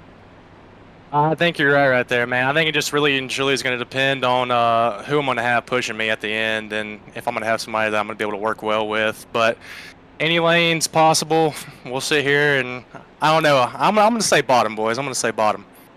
I mean, Josh, it's been fun to watch you. I'm happy that you're a rookie that joined up with this series. I know the chat's happy to see you running here tonight, but you want to say anything to the chat as you've been the fan favorite so far here this evening?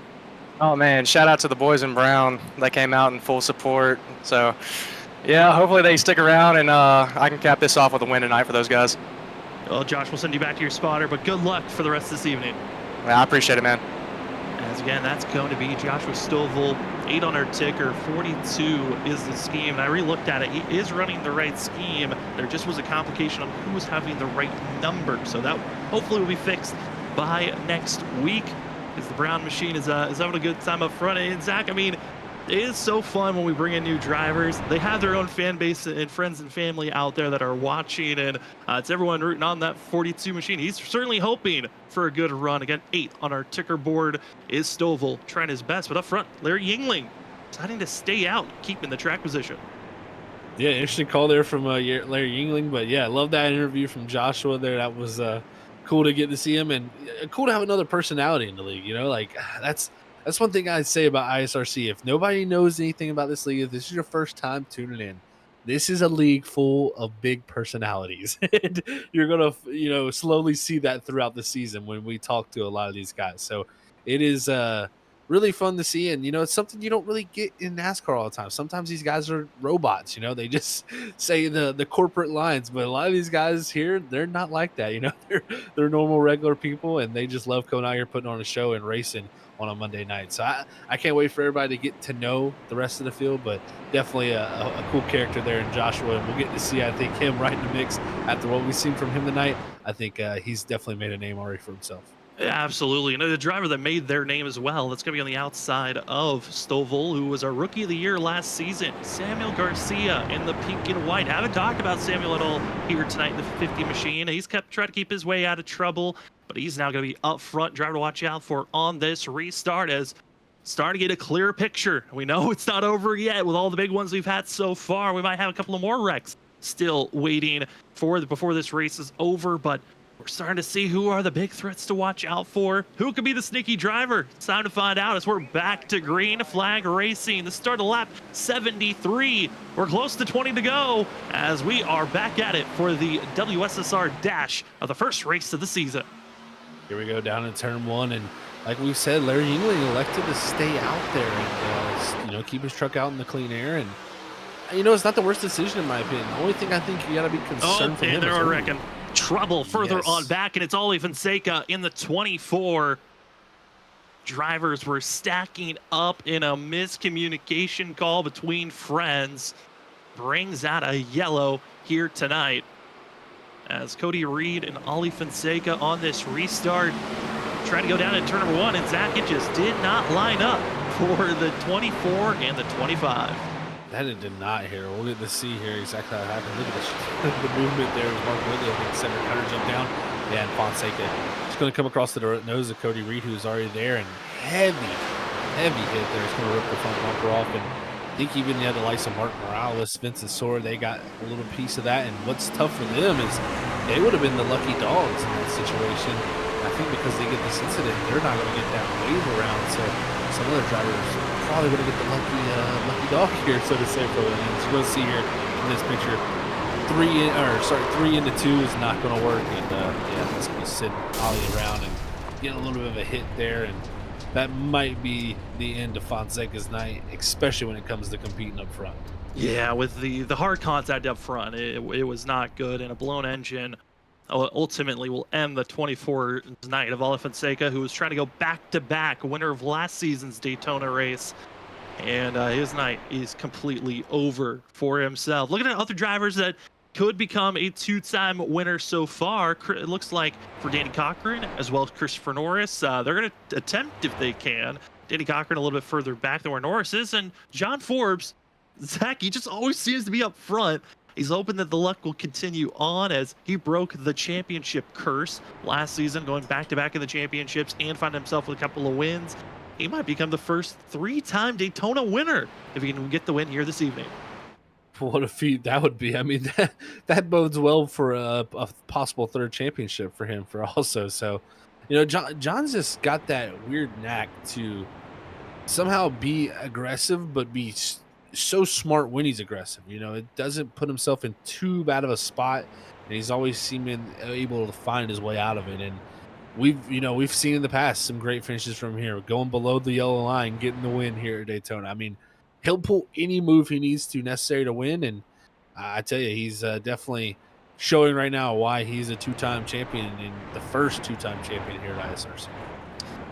And a driver that's dealing with damage, but still running out there on track. Started all the way back in last place here tonight. Jesse Thornock's still out on track. He's going to be 14th on the board. He is dealing with a lot of damage, but you look further ahead of where the 20 machine is. There's a couple of drivers of note. Joshua Freed in the 39. I haven't talked about him at all here tonight. Might be commentator cursing him, as we don't know what a commentator's curse. It's usually when we praise a driver, they get caught up in a wreck, either the next restart or within moments after praising them.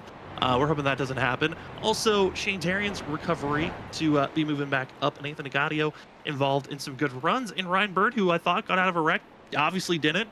He's still in 11th, even with all the contact that he made for himself. So a couple of drivers still in survival mode, and it's kind of opened up the doors compared to what the battles was looking like at the end of the stage to now. Almost looks completely different. It really does. Looks completely different. And we've had a few guys that have been involved with Smiths and it's up front who just barely have made their way through. I kind of think of Christopher Norris. He's been around a lot of these incidents tonight, and just somehow he's got one of the cleanest trucks out there. So that just shows you sometimes it's just being in the right spot at the right time. And Christopher Norris, a past winner here, he could possibly do it once again also. But you got the pulsator Larry Yingling back up front. Good to see him back out there and doing my pick strong. But I think he's going to have a lot of his hands full with his teammates really all knocked out of this race. I know the Brown crew, the Brown Army, they've said in the chat they are having fun in the chat. And if you're going to be joining with us again, hit that subscribe button and the bell notification button to be notified when we go live next Monday night for our next race. As the drivers will tackle, they stay in Florida. We're going to be heading to Homestead, Miami for our second race of the season. That racetrack's been kind of the end of the season place to go. We're seeing John Forbes dominate. Mark Whitley's been quick there as well. I think that's going to be a fun duel. And who could be the third driver that can maybe steal the show next week at Homestead? Then we have Iowa, Road America to finish out August before we take a week break, September 2nd. So the next couple of races, very unique and different. Before this season is over, it's going to be 19 laps to go when we go green. But Zach, those first 4 racetracks, so different, but it certainly is going to help us get a bit clearer picture of who truly are the drivers to watch out for. Oh, no doubt. That's why I love, I think, the schedule we got coming up is we're really going to get to see who is the driver to beat, so to say, on different types of tracks. I think that's the coolest thing. Sometimes you'll start off with very similar tracks at the beginning of the schedule, and you kind of see, oh man, this driver's come to the forefront, but you don't get the full picture of everything. And especially with the playoff system they're bringing this season, you have to be consistent and good at every style of track to win the championship. So we'll get to see that here at the start for sure. As your front row, going to be Larry Yingling, John Forbes, then Christopher Norris, Thomas Green, Jared Talmadge, and Joshua Stovall going to be your front 6 to watch out for. Then we also have Nick Crawford, Samuel Garcia, Shane Tarian, and Anthony Gaudio finishing out your top 10. Getting ready for this restart. It's going to be less than 20 laps to go. And this is go time for a lot of these drivers. Some have been involved with multiple wrecks. Others have tried to make sure that they avoid any chaos. But it is time to see who can place themselves in a position to maybe win here tonight. We've gone to overtime multiple times in the past. We'll see if we need another few cautions before this race is over. Pace car into pit road, entering the restart zone, and we are back underway for the ISRC Lariat Productions Truck Series.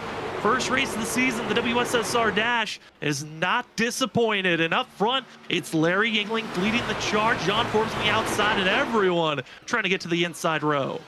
Everybody fighting for that inside row right now for sure. And we'll see. We've had 2 of the strongest trucks on that outside line, so I don't know if fighting for down there should be the smartest yet, because right now we're going to have Stovall lining up with that 11 of John Forbes. And look, immediately the teammate of John Forbes, Christopher Norris, going to jump to the outside, leave Larry Yingling out to dry, as Yingling's going to have now 18 of Thomas Green, but it's going to be the leader of Christopher Norris jumping back to the inside row. Able to make that one pass, pushing the 67 back to the second car on the inside. John Forbes, Stovall working that outside groove. Stovall's going to be trying to get the 11 clear of Christopher Norris, so the 11 will drop down and to be the new leader. But that outside row would be the 42. Open for a good run, but another driver that's joining in the fray. You can see that black and green 83. Shane Tarian, he's in the mix now, as well as Nick Crawford. Where do you place yourself? Because we're starting to see drivers that have been competitive, strong super speedway machines, now up front with 18 laps to go. Oh man, they're getting close. Teammates almost dooring there off the exit of 2 as Christopher Norris putting on the side draft, trying to make sure that 11 doesn't clear him. And right now, with Larry Yingling right behind Christopher Norris, he is giving a good shove. And I can tell you from past from racing with Larry Yingling, one of the best pushers, especially when it comes to being very straight with the push. Does he get off to the left? Does he get off to the right without pushing? And he can really make sure that you're not going to have a major mistake. Is right there, almost that off to the left center there push that caused a incident earlier. Almost making contact once again as drivers also brushing that outside wall. Everyone at this point, it's been a long race so far. They've been out on track for over an hour and 25 minutes of on and off racing and on top of one another. And trouble in the back. Oh my goodness, into the fence. And another wreck strikes, and that's Presley Sora who goes flying into the fence. And luckily this is virtual. That was a horrific wreck for the 12 machine. Oh man, he went flying into the catch fence there. I mean, this new damage model and aero physics of these cars, they take off when they go backwards. And man, oh man, like you said, glad this is a virtual sim and not a real life race, because that one would not have been pretty here. But I think what you're going to see happen here is that 20 of Jesse Thorner going to have a little bit of a checkup here on this outside groove. And that right there is going to get clipped by Mark Whitley, which in turn sends Presley Sore up into Mark Whitley and Jesse Thornock. And all 3 of those trucks are going to take a major lick there. I think Mark Whitley might have came out of it with the best shape of it. But, man, Presley Sore in his first ISRC race multiple times now going for heavy hits. Zach, I'm smiling with glee. I'm listening to the radio chatter between the drivers. Us in the booth, we can listen to them on our side just to get clarification, or maybe there's an incident we need to know which side is which. And Vincent Sora, once he realized who made contact with who, made a very sarcastic, passive-aggressive remark to Mark Whitley. Oh, I'm so happy those 2 drivers are back out on track. It's been too long since season 1 when we saw Vincent Sora and Mark Whitley have their rivalry against one another on who's going to take that championship. So ultimately, Sora that took the championship, but they are back at it already in season 7, race 1. That is not surprising to see for sure. And I think Martin Morales will get the lucky dog from that. Vincent Sora was very close to the lucky dog. So that caution almost helped the likes of Sora's case. But yeah, you know, those 2, not the biggest fan of each other.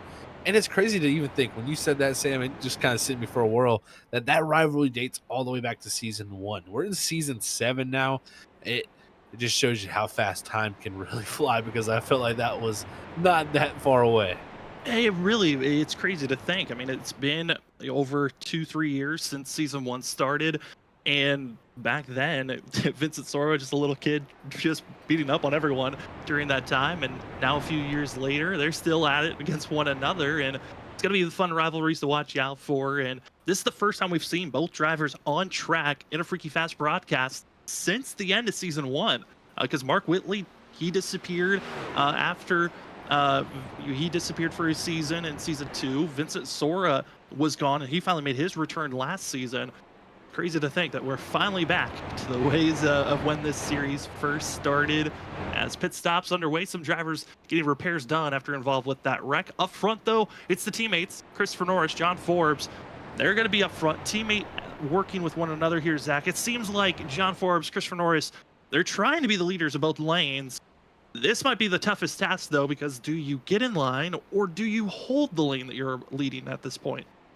That is a big question. You know, as in my opinion, I always like lining the teammates up, but some teams do like that strategy of leading 2 different lines just to have control of the field, almost, so to say. But I feel like sometimes that can lead to sometimes being put in bad situations where one line gets used up a little bit, then you have no help really. Sometimes when you get them all just stacked up in line together, you have three, 2 to 3 solid trucks that are not going to leave each other. It can kind of give you that insurance to make the right pushes and the right moves at the right time. But, it's going to be a question of how does Snowy Desert Racing want to handle this, and figure out where they want to place themselves. So we'll have to see what they elect to do, but that was working well for them there. And the question is, when it gets closer to the end of this 95 laps, you kind of throw the teammate thing out the window. I mean, unless you're getting a push from them, you're really you're trying to get around them. So we'll see how it works out. But right now, definitely some great work from them. And they also got Nick Crawford up there. So right now, of the teammates, they've really got the most numbers up there. They've got plenty of numbers up there. Also, another team that has plenty of numbers, that's going to be Planet Sim Racing. You have Thomas Green, Jared Talmadge, they're up there. And they've been working pretty well with Stoffel, I'll say. That's kind of been a birthing team working with one another. We'll see if that continues on in any way. But under this last caution, we did have a few drivers call it a night. Joining Ryan Ferraro, that's Justin Sipes, Ali Fonseca, both dealing with damage that just was not going to be repaired in time to get back out on track. So they are both done with tonight's race. We are left with a total of 31 drivers on the lead lap. Even after that hectic calamity wreck we just saw, Presley Sora is back out on track and he is still on the lead lap. So technically, if you're on the lead lap, we've seen this before, if you're still on track, still on the lead lap, you still have a chance to win this race here tonight. Because once we get that white flag, it's all about who crosses the line first, and technically everyone could wreck on that white flag. It could be someone stealing it further on back. But as we get prepared, it'll be 3 laps to go when we go green. Zach, certainly it's fun of all the hype of this new season, but it has been a joy to be back commentating with you. And any final thoughts before we take another chance at this restart? It could be our last one of the night. Well, definitely a joy to be back up here, Sam. It's took me a little time to get back into the mode, but I feel like I'm starting to get my groove here. And I tell you what, folks, if you're just tuning in now or you've tuned in lately, get ready, because it's going to be quite the finish here. We've seen spectacular ones before. I mean, I don't even know what to expect here with this group, and we got so many trucks. Just hold on, everybody, because it's going to be a little bit of a bumpy ride.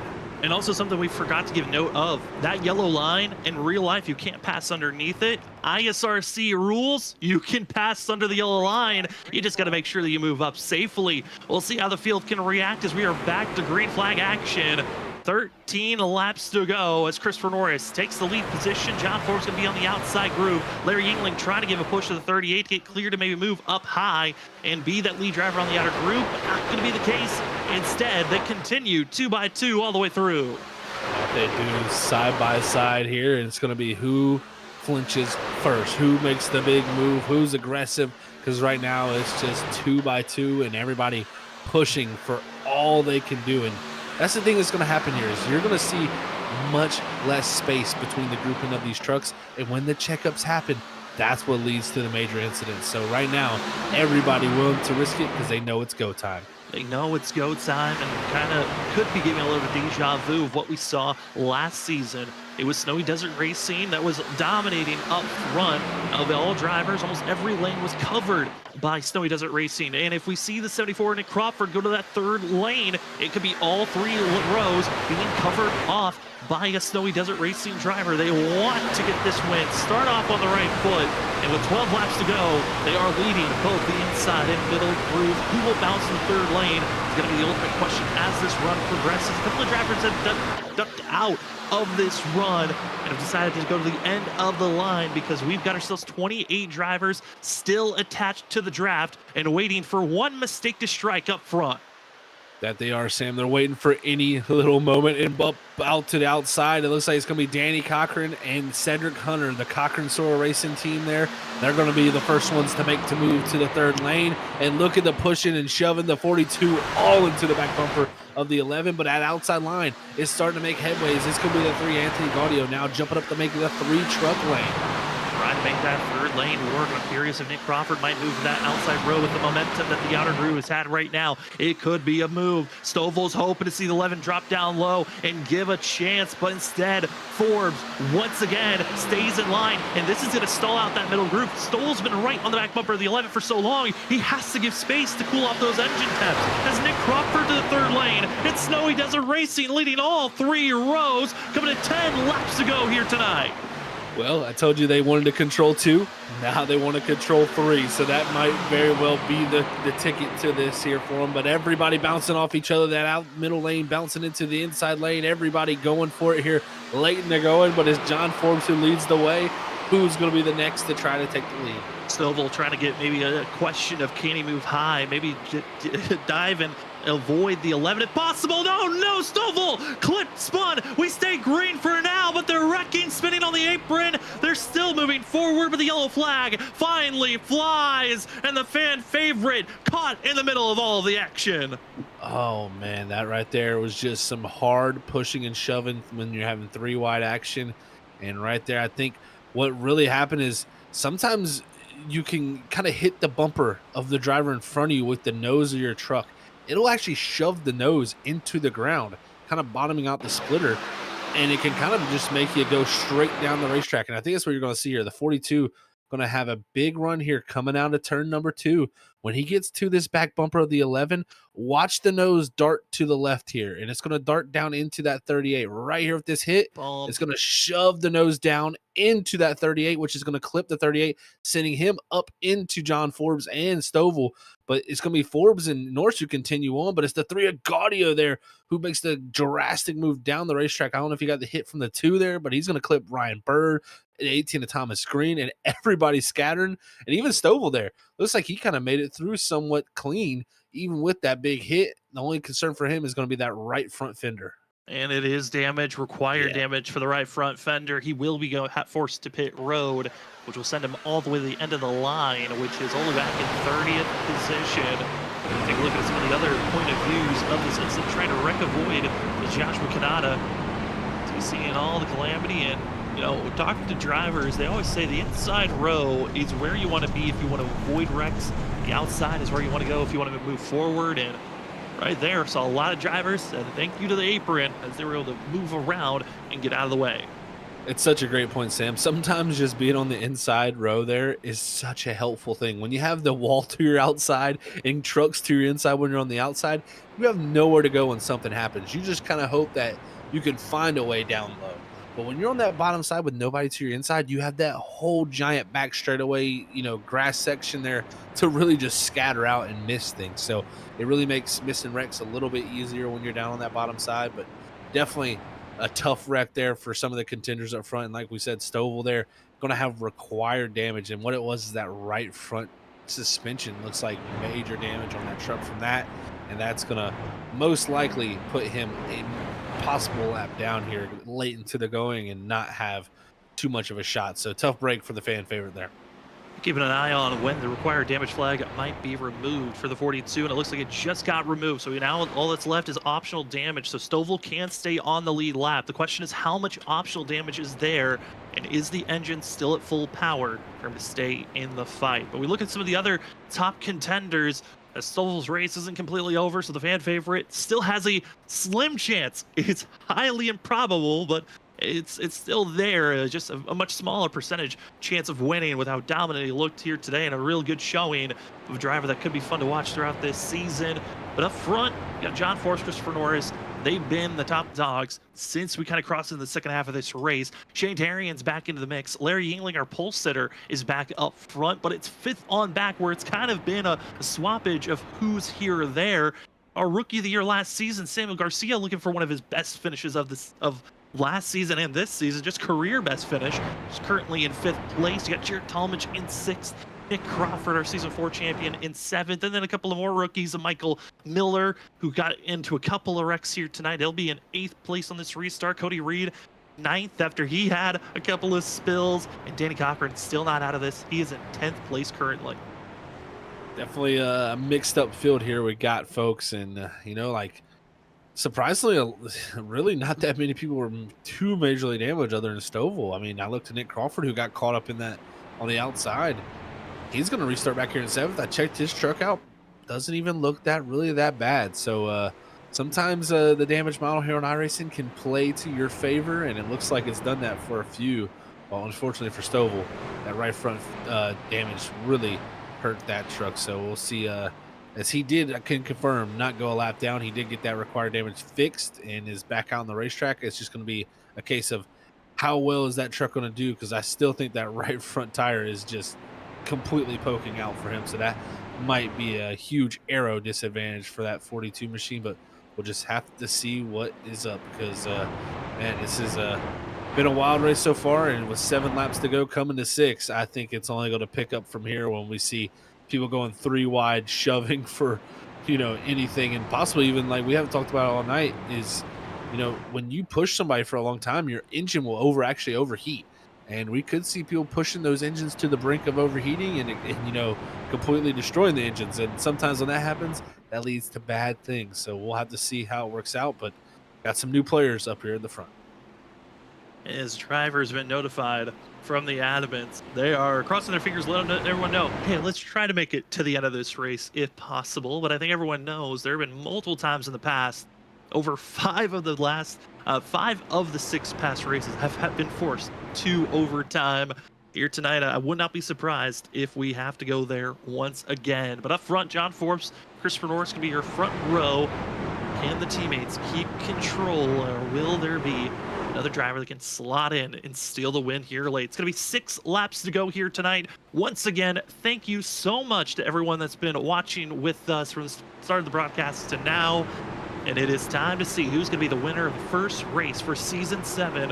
The WSSR Dash about to be back underway. The ISRC Larry Productions Truck Series into the restart zone. And we are green as the field. 6 laps to go, Zach. And we might need a couple of more restarts before this thing is over as they roar down into turn number 1. Big jump there for the 11, and that right there is not always what you want to see. When you get that jump out like that, it can cause things to really stack up behind you. And right now the outside line is shoving the 10 of Jarrett Talmadge, really shoving the 67 of Yingling, who's going to have the big push to the back bumper of the 38 down the back straightaway. But for now, it seems like both lines equally up to speed here as we head down in the 3.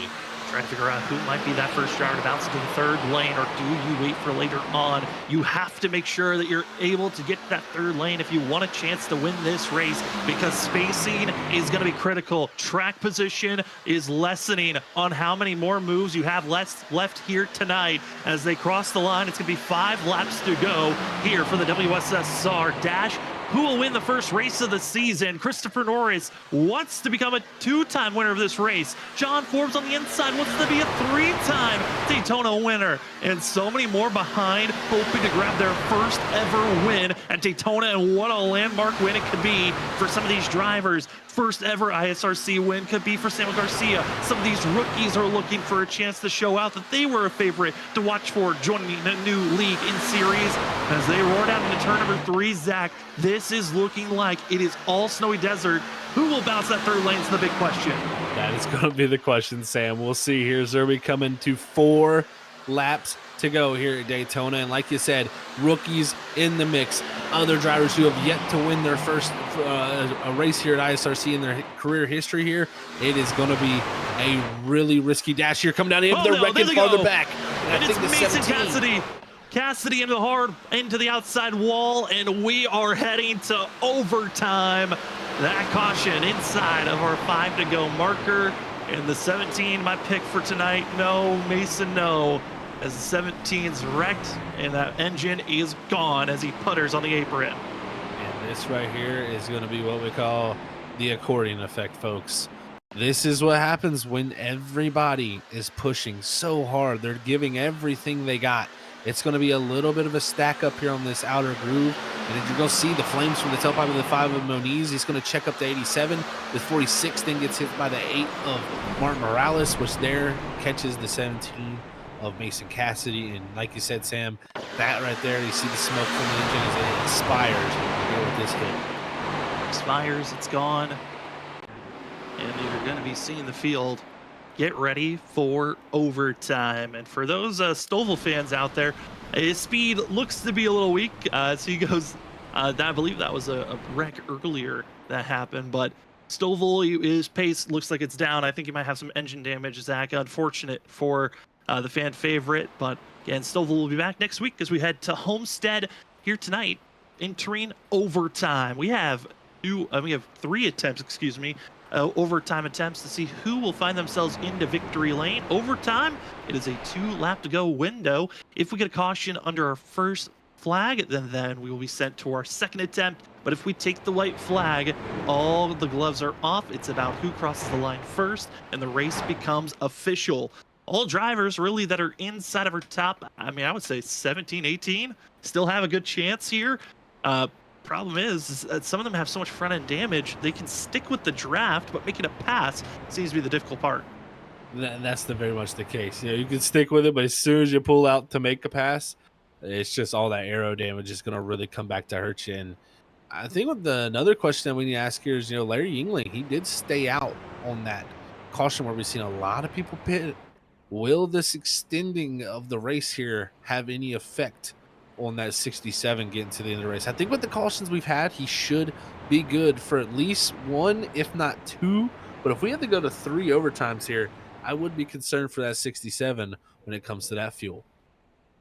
As we have officially entered into overtime, didn't misquote actually. This is going to be our 5th overtime attempt. We had 2 races that didn't go into overtime, but this is going to be a race that really puts us in a spot of who can be start on the right foot into this season. A couple of drivers know if you get a win, this practically puts you into the playoffs as long as you're inside the top 20 in points.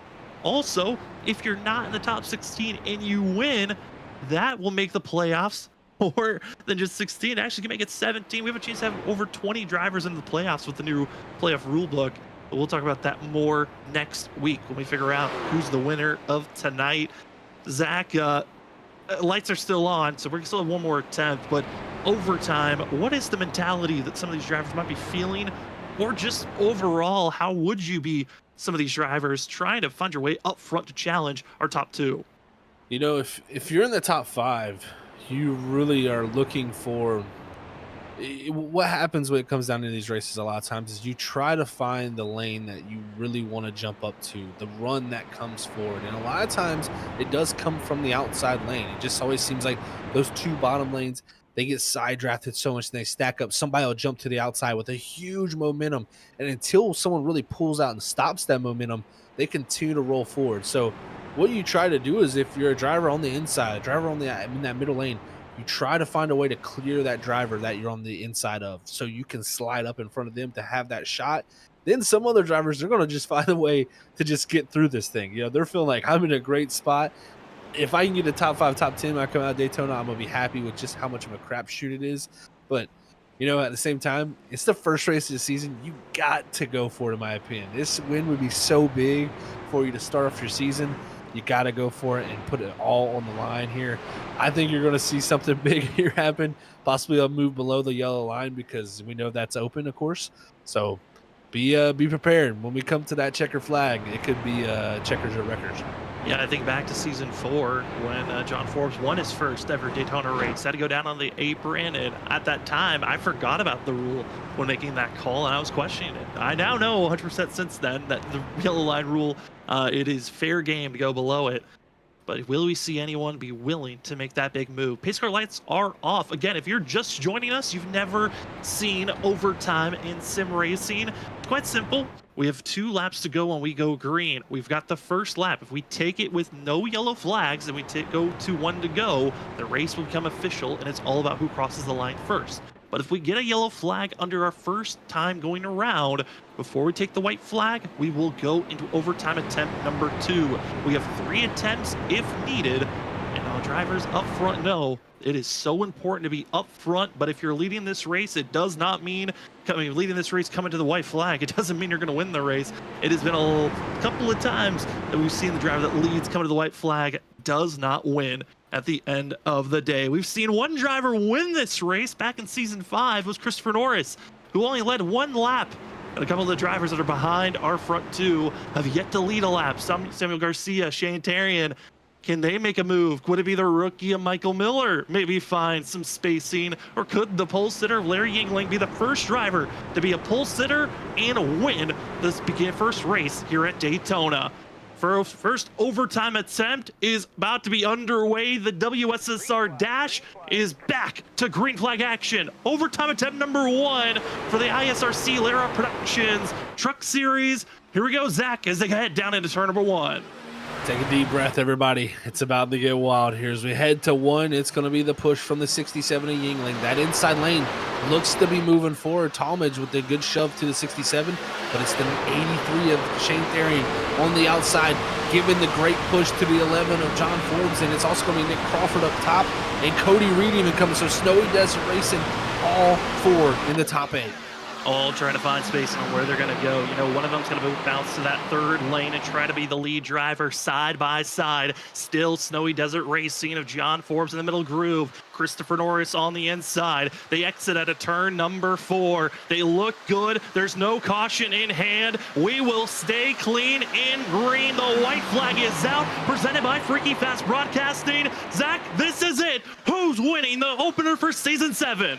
Less than 2.5 miles to go here as we head off into 1. It's going to be Christopher Norris actually a nose ahead. The outside lane starting to bobble a little bit, but will the push down the back straightaway be enough? That's going to be the question, because the outside line is coming with a head of steam, and they're going to be side by side. It's a dead heat as they head to the halfway point. No one's bouncing that third lane just yet. It looks like it's going to be between the teammates. Who's going to be leader up front? John Forbes, Christopher Norris. They've been side by side in the past. Think back to Christopher Norris's win when he got his very first one. It was between these two. Who will find victory lane? Down to the apron is going to be Jared Talmadge, but across the line, side by side, John Forbes is a 3-time winner as calamity and wrecking happens behind him. Wow, I'm surprised no one jumped out 3 wide, but what a race to the finish line. No contact, no nothing. John Forbes once again getting the victory as it's pandemonium on the front straightaway.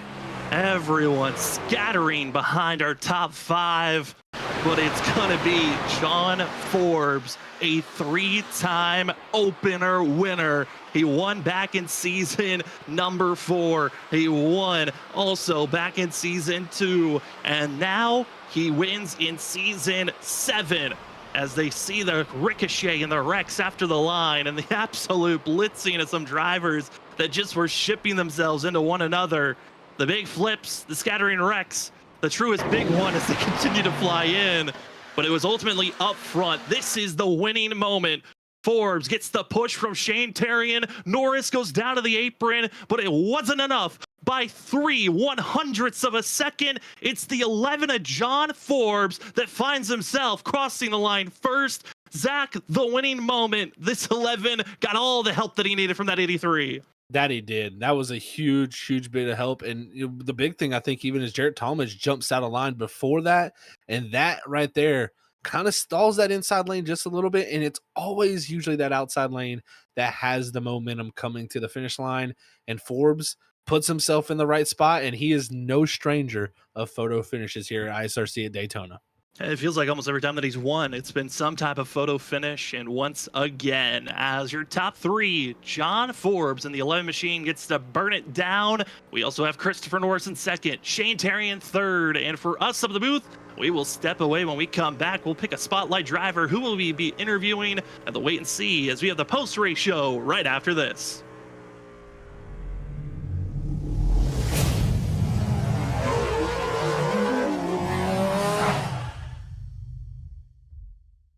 Back and you get an early caution, you got to start thinking, are you going to go in, get some of that fuel, so maybe you could do a shorter stop later.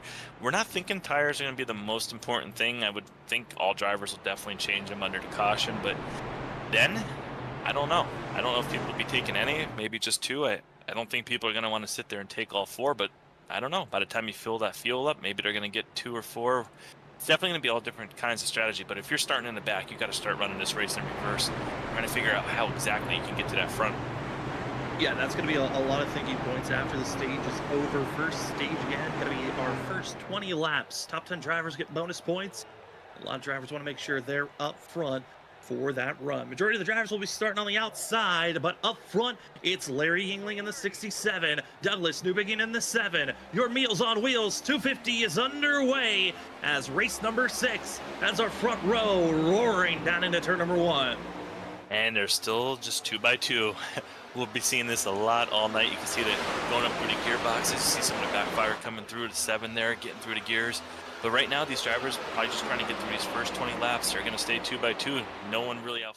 That's some huge damage you're dealing with, and big moves as well, as the first group of drivers are in line. And oh no, Danny Cochran, big bump slid up, and oh, huge wreck. Bad bump. We stay green. Second pack trying to drive by. And oh my goodness, once again, bad bump, more drivers in the grass. That's going to be Joshua Kanata. Behind him is also going to be Matt Meir and plenty of others with just a huge calamity. Everyone slows down. We stay green and still 6 laps to go in the stage. How many more wrecks are we going to see here tonight? Because Justin, this is insane what these bad bumps drivers are giving. The 16 just out there in the grass the second time tonight. I mean, it's just crazy right there. That was just bad luck on his end, and wrong place, wrong time for the second time, gets forced down into the grass. You've got to feel for him. It just being in the wrong spot. These drivers are just making such aggressive moves. I mean, it seems like they're racing like there's 2 laps to go, and they have to understand there's still over 80 laps to go in this race of racing. You got to get to the end to be able to survive. I mean, look how this field is thinned out. You got about 7 drivers right now in the front pack, and then there's multiple small packs throughout the rest of the field. And drivers that were caught up in that wreck that have required damage, Danny Cochran, Dakota driving just because of that injured car, but doing a great job getting around that 06. Yeah, and for the leaders, they've been dealing with a lot of sensation of, you know, the lap cars have been staying high, so they've been running and getting used to where they need to hit their marks and seeing Tom Bourne stay low, which lap cars have the ability to run a lane. That is their choice to make on if they're going to stay high or low or on the apron. Those are your usual spots to be. But through the travel going 3 wide, that's not a comfortable position for anybody, and somehow they squeak on by. But again, when the field has to change their positionings to get or navigate around a lap car, especially when they stay on the inside, that's probably the most dangerous way to get around a lap car. But luckily welcome back, ladies and gentlemen, to the post-race show for the ISRC Larry R Productions Truck Series. What a race we got to see to start out our Season 7. A driver that we knew was going to be quick and to watch out for here tonight. He's aiming to try to become a 3-time champion. He's the first 2-time champion in the ISRC Truck Series, and now the first 3-time Daytona opener winner. We have John Forbes with us. John, I mean, you dominated with Norris up front, but did you think that the win was possible halfway through this race when everyone was wrecking all around?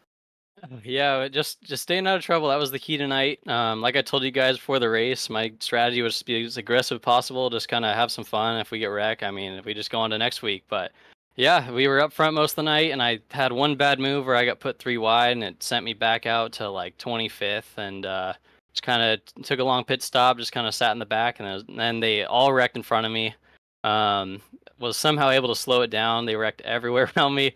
I think we were a rally car at one point going through the grass with like half the field on that trial wreck. So, but from there we just kind of worked our way back towards the front. Had a good pit stop. Took fuel only and got up to about 6th place. Next restart got up to 3rd, right behind Norris. And then we got to the outside lane, and yeah, we were just kind of controlling it from there. It was really hard to make a 3 wide lane, especially like within the time amount of green, white, checkered. So on that last restart, I felt like we had a really good shot. I didn't know if there were like 2 guys or like teammates or something like lined up behind me that were going to try to like make a move to the outside. So I was just prepared to try and block that, but the move never came. The momentum was just too strong with me and Norris, and yeah, we had a good battle all the way to the end there.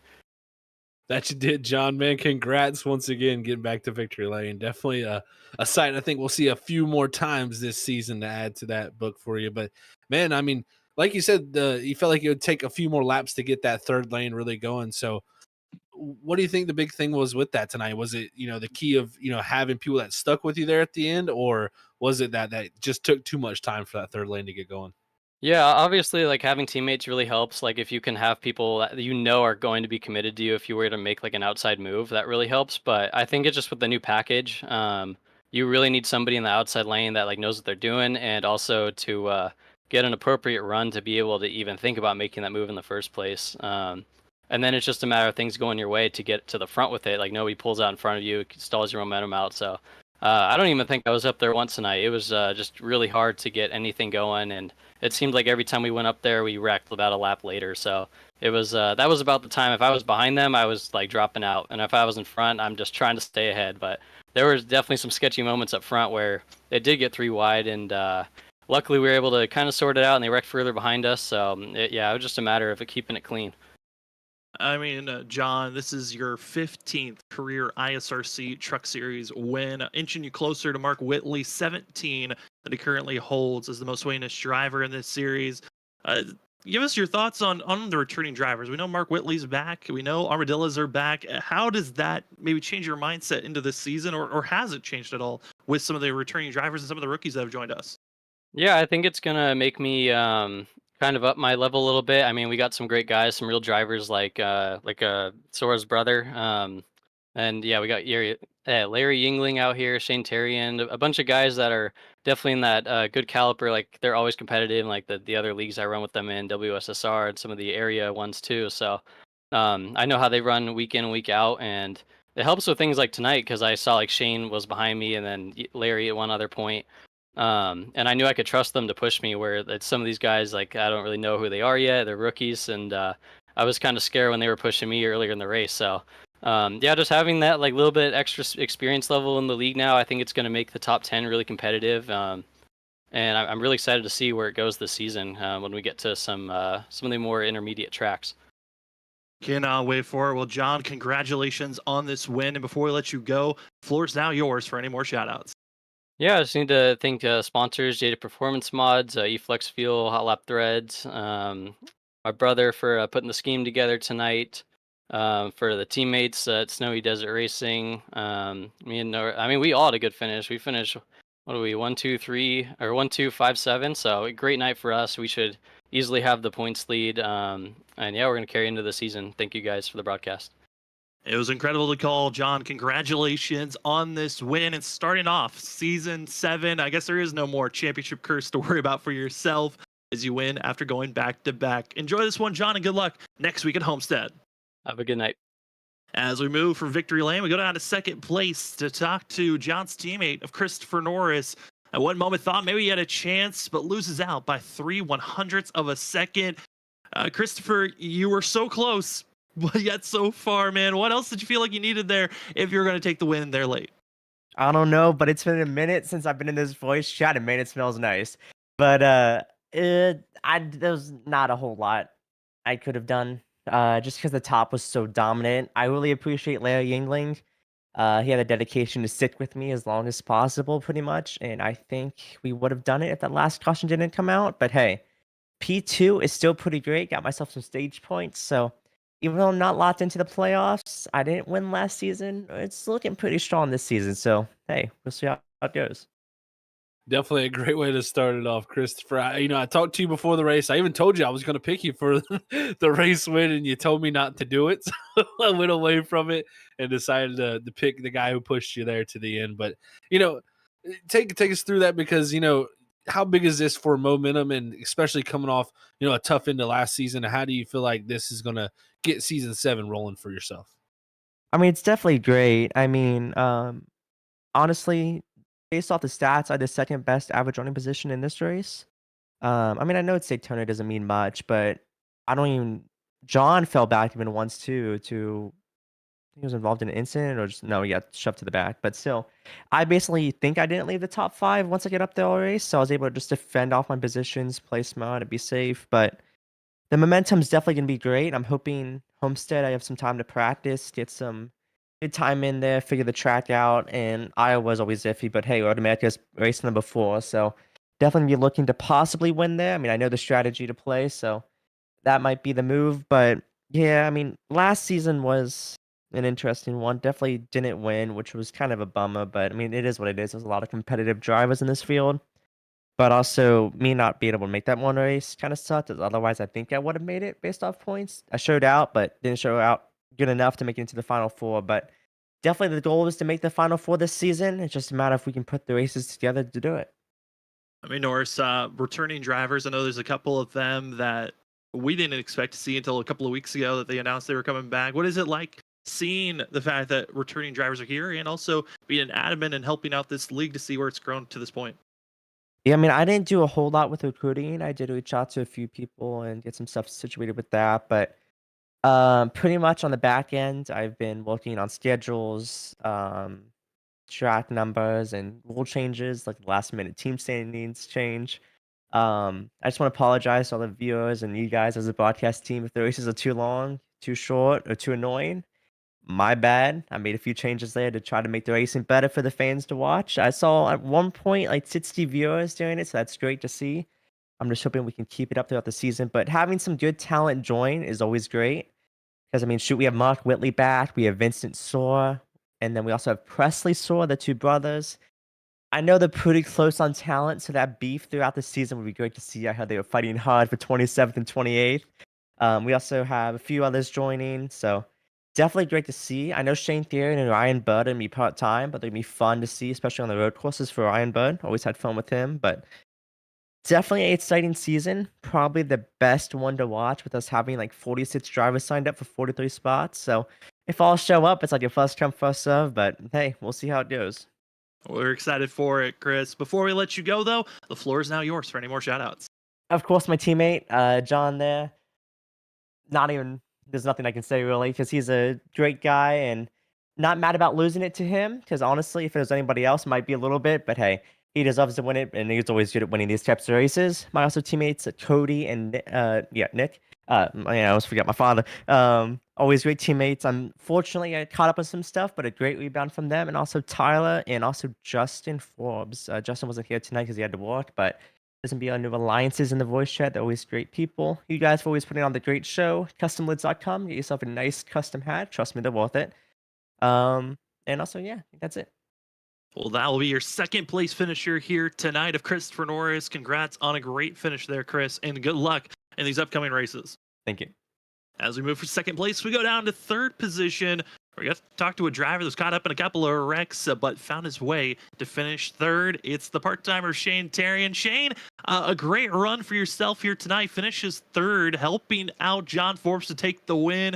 And how are you feeling after your run here tonight? I'm glad it's over. That race took forever. Yeah, I'm just glad I finished. That's all. I involved in 2 wrecks and avoided 3 of them. So I feel accomplished. Definitely did a good job avoiding the mess there, Shane. Congrats on the third place finish here tonight, man. And like we said, you're gonna be part-time here this season. So what's really like the goals and stuff coming in here? You just want to go out here and try to get some W's? Yeah, have some fun. So basically just gonna be racing up until bowling starts, and then when I'm not bowling, I'll be here. So the goal is just to win, have some fun, and about it. Yeah. Well, we have 3 races coming up. I believe you're going to be able to make. That's Homestead, Iowa, Road America. Any of those 3 come to mind that you might feel like you have a chance to succeed in?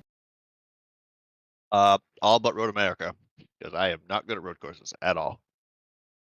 Well, we can't wait to see how you're going to perform in these upcoming racetracks, Shane. And before we let you go, the floor is now yours for any shout-outs. I guess I'm gonna shout out the WSSR guys who brought me over here, Cedric, Nick, those guys, Norris, shout out John for not leaving me there at the end, so it's good. And then you guys broadcasting, and then Matt Rodriguez for, getting me in here. It was fun.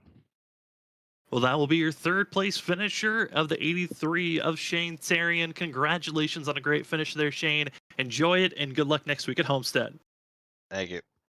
As we move from third place, we head down to our spotlight driver. Going to be our former Rookie of the Year from last season in the 50 machine, Samuel Garcia. Samuel, you come off of your tying, actually, I should say, your best finish from last season at 8th. Man, how are you feeling after tonight? Because it looked like you were in a cyclone of a lot of messes that were around you.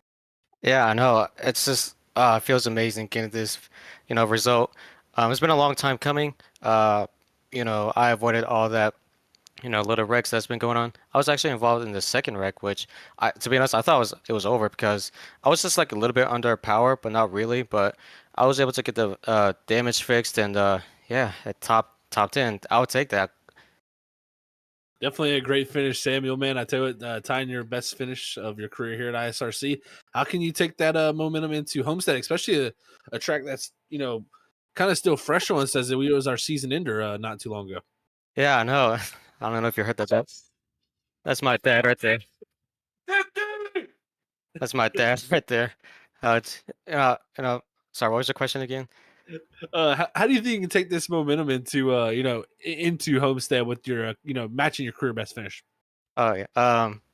I think this is a very great momentum. With a result like this, I believe that I can carry on this momentum to the Homestead, and I'm feeling pretty confident about Homestead. I feel like I might get a good result, even though the last time I was there, I finished 15th, I believe, and yeah, I just need to get some practice in Homestead, and I think I'll probably perform pretty well over there. I mean, Samuel, we started the season. What are your ultimate goals into this new season? Like I said, rookie of the year last season, and now into your second bout for the ISRC. What is the goal overall? Well, I just want to be like just more competitive. I look back to like last season, and I did okay, but there was like definitely a few races that weren't great, especially last year. Like I think it was Milwaukee Mile where I had that like single spin where brought out the caution like the last few laps. I would say that was like very embarrassing on my part. That destroyed my confidence a little bit there. But after that, I kind of like realized like, okay, I need to like lock in and try to go beyond 100%. And so that's why like the second half of the season, I started like getting better results and stuff like that. But yeah, last season was definitely a learning point of my career here. So just hoping like I'm just hoping the season is an improvement, of course. Like I said, I want to be a competitive, always running top 10 and top 5, stuff like that. So that's why I'm looking forward to this season. Well, I cannot wait to see how you're going to perform for the rest of the season as well, coming off of this finish that you just had. Samuel, before we let you go, though, the floor is now yours for any more shout-outs. Well, first of all, I want to thank my family that's been watching. As you heard, that was my dad. He's always been super supportive to me. He means everything to me.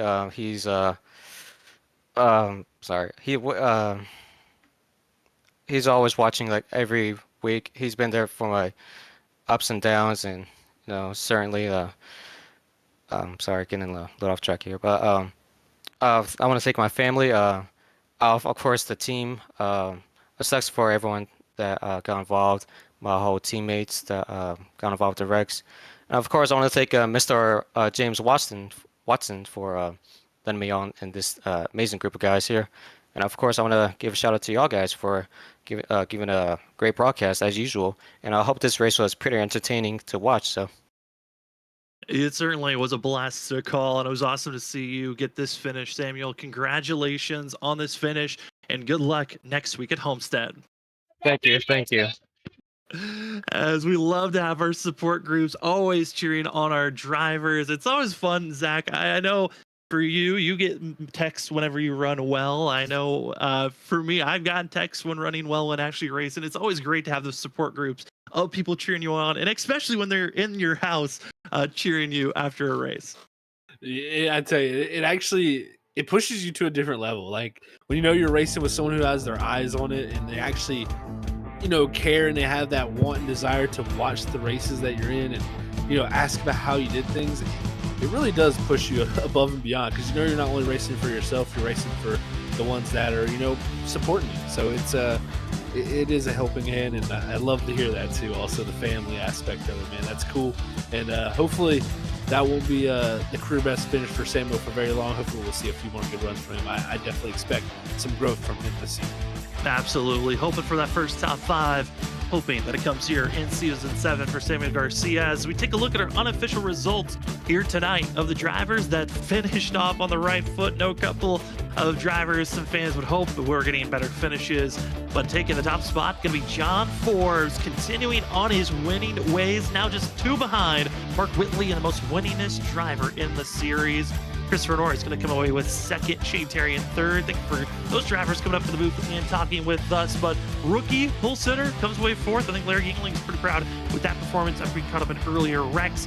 Nick Crawford going to be 5th. 6th is Jarrett Talmadge. Cody Reed 7th. Then we got to talk to our spotlight driver, Samuel Garcia, again tying his career best finish at 8th. 9th goes to the 9 of Justin Campbell, and top 10 finish goes to 77 of Mark Whitley after his up and down type of adventure he had.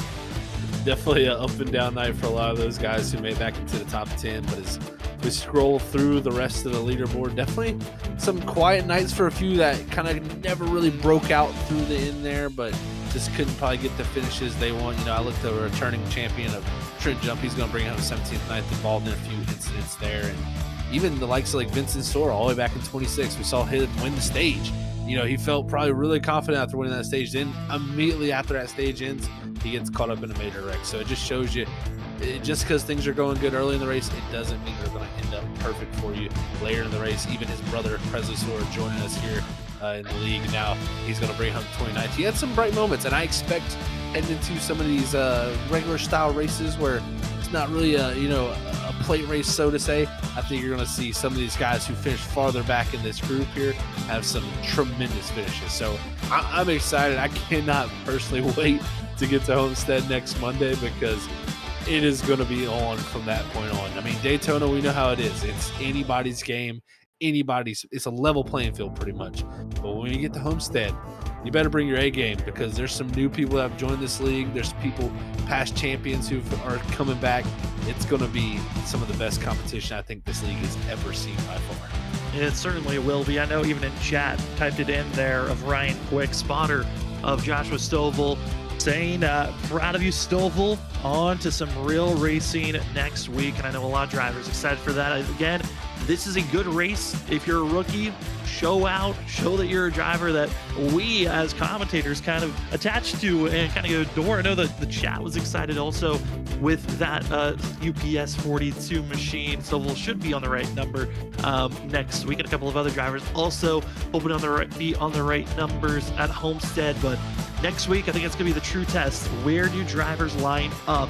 Who is the top dogs that are running for a championship? Who can be the underdogs? And who are drivers that we're excited to see their growth throughout this season. But if you want to watch some more racing throughout the week, we got you covered.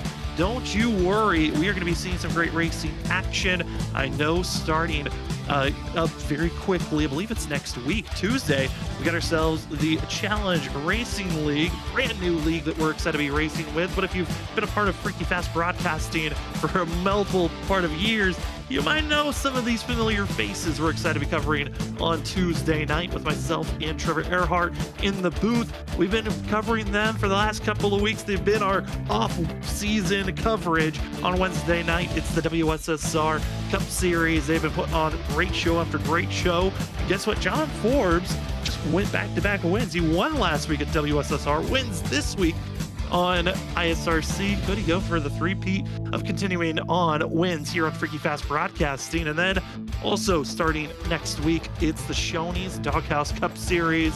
We're excited to be seeing those drivers back out on track. It was fun seeing the open setups and the dynamics that they had.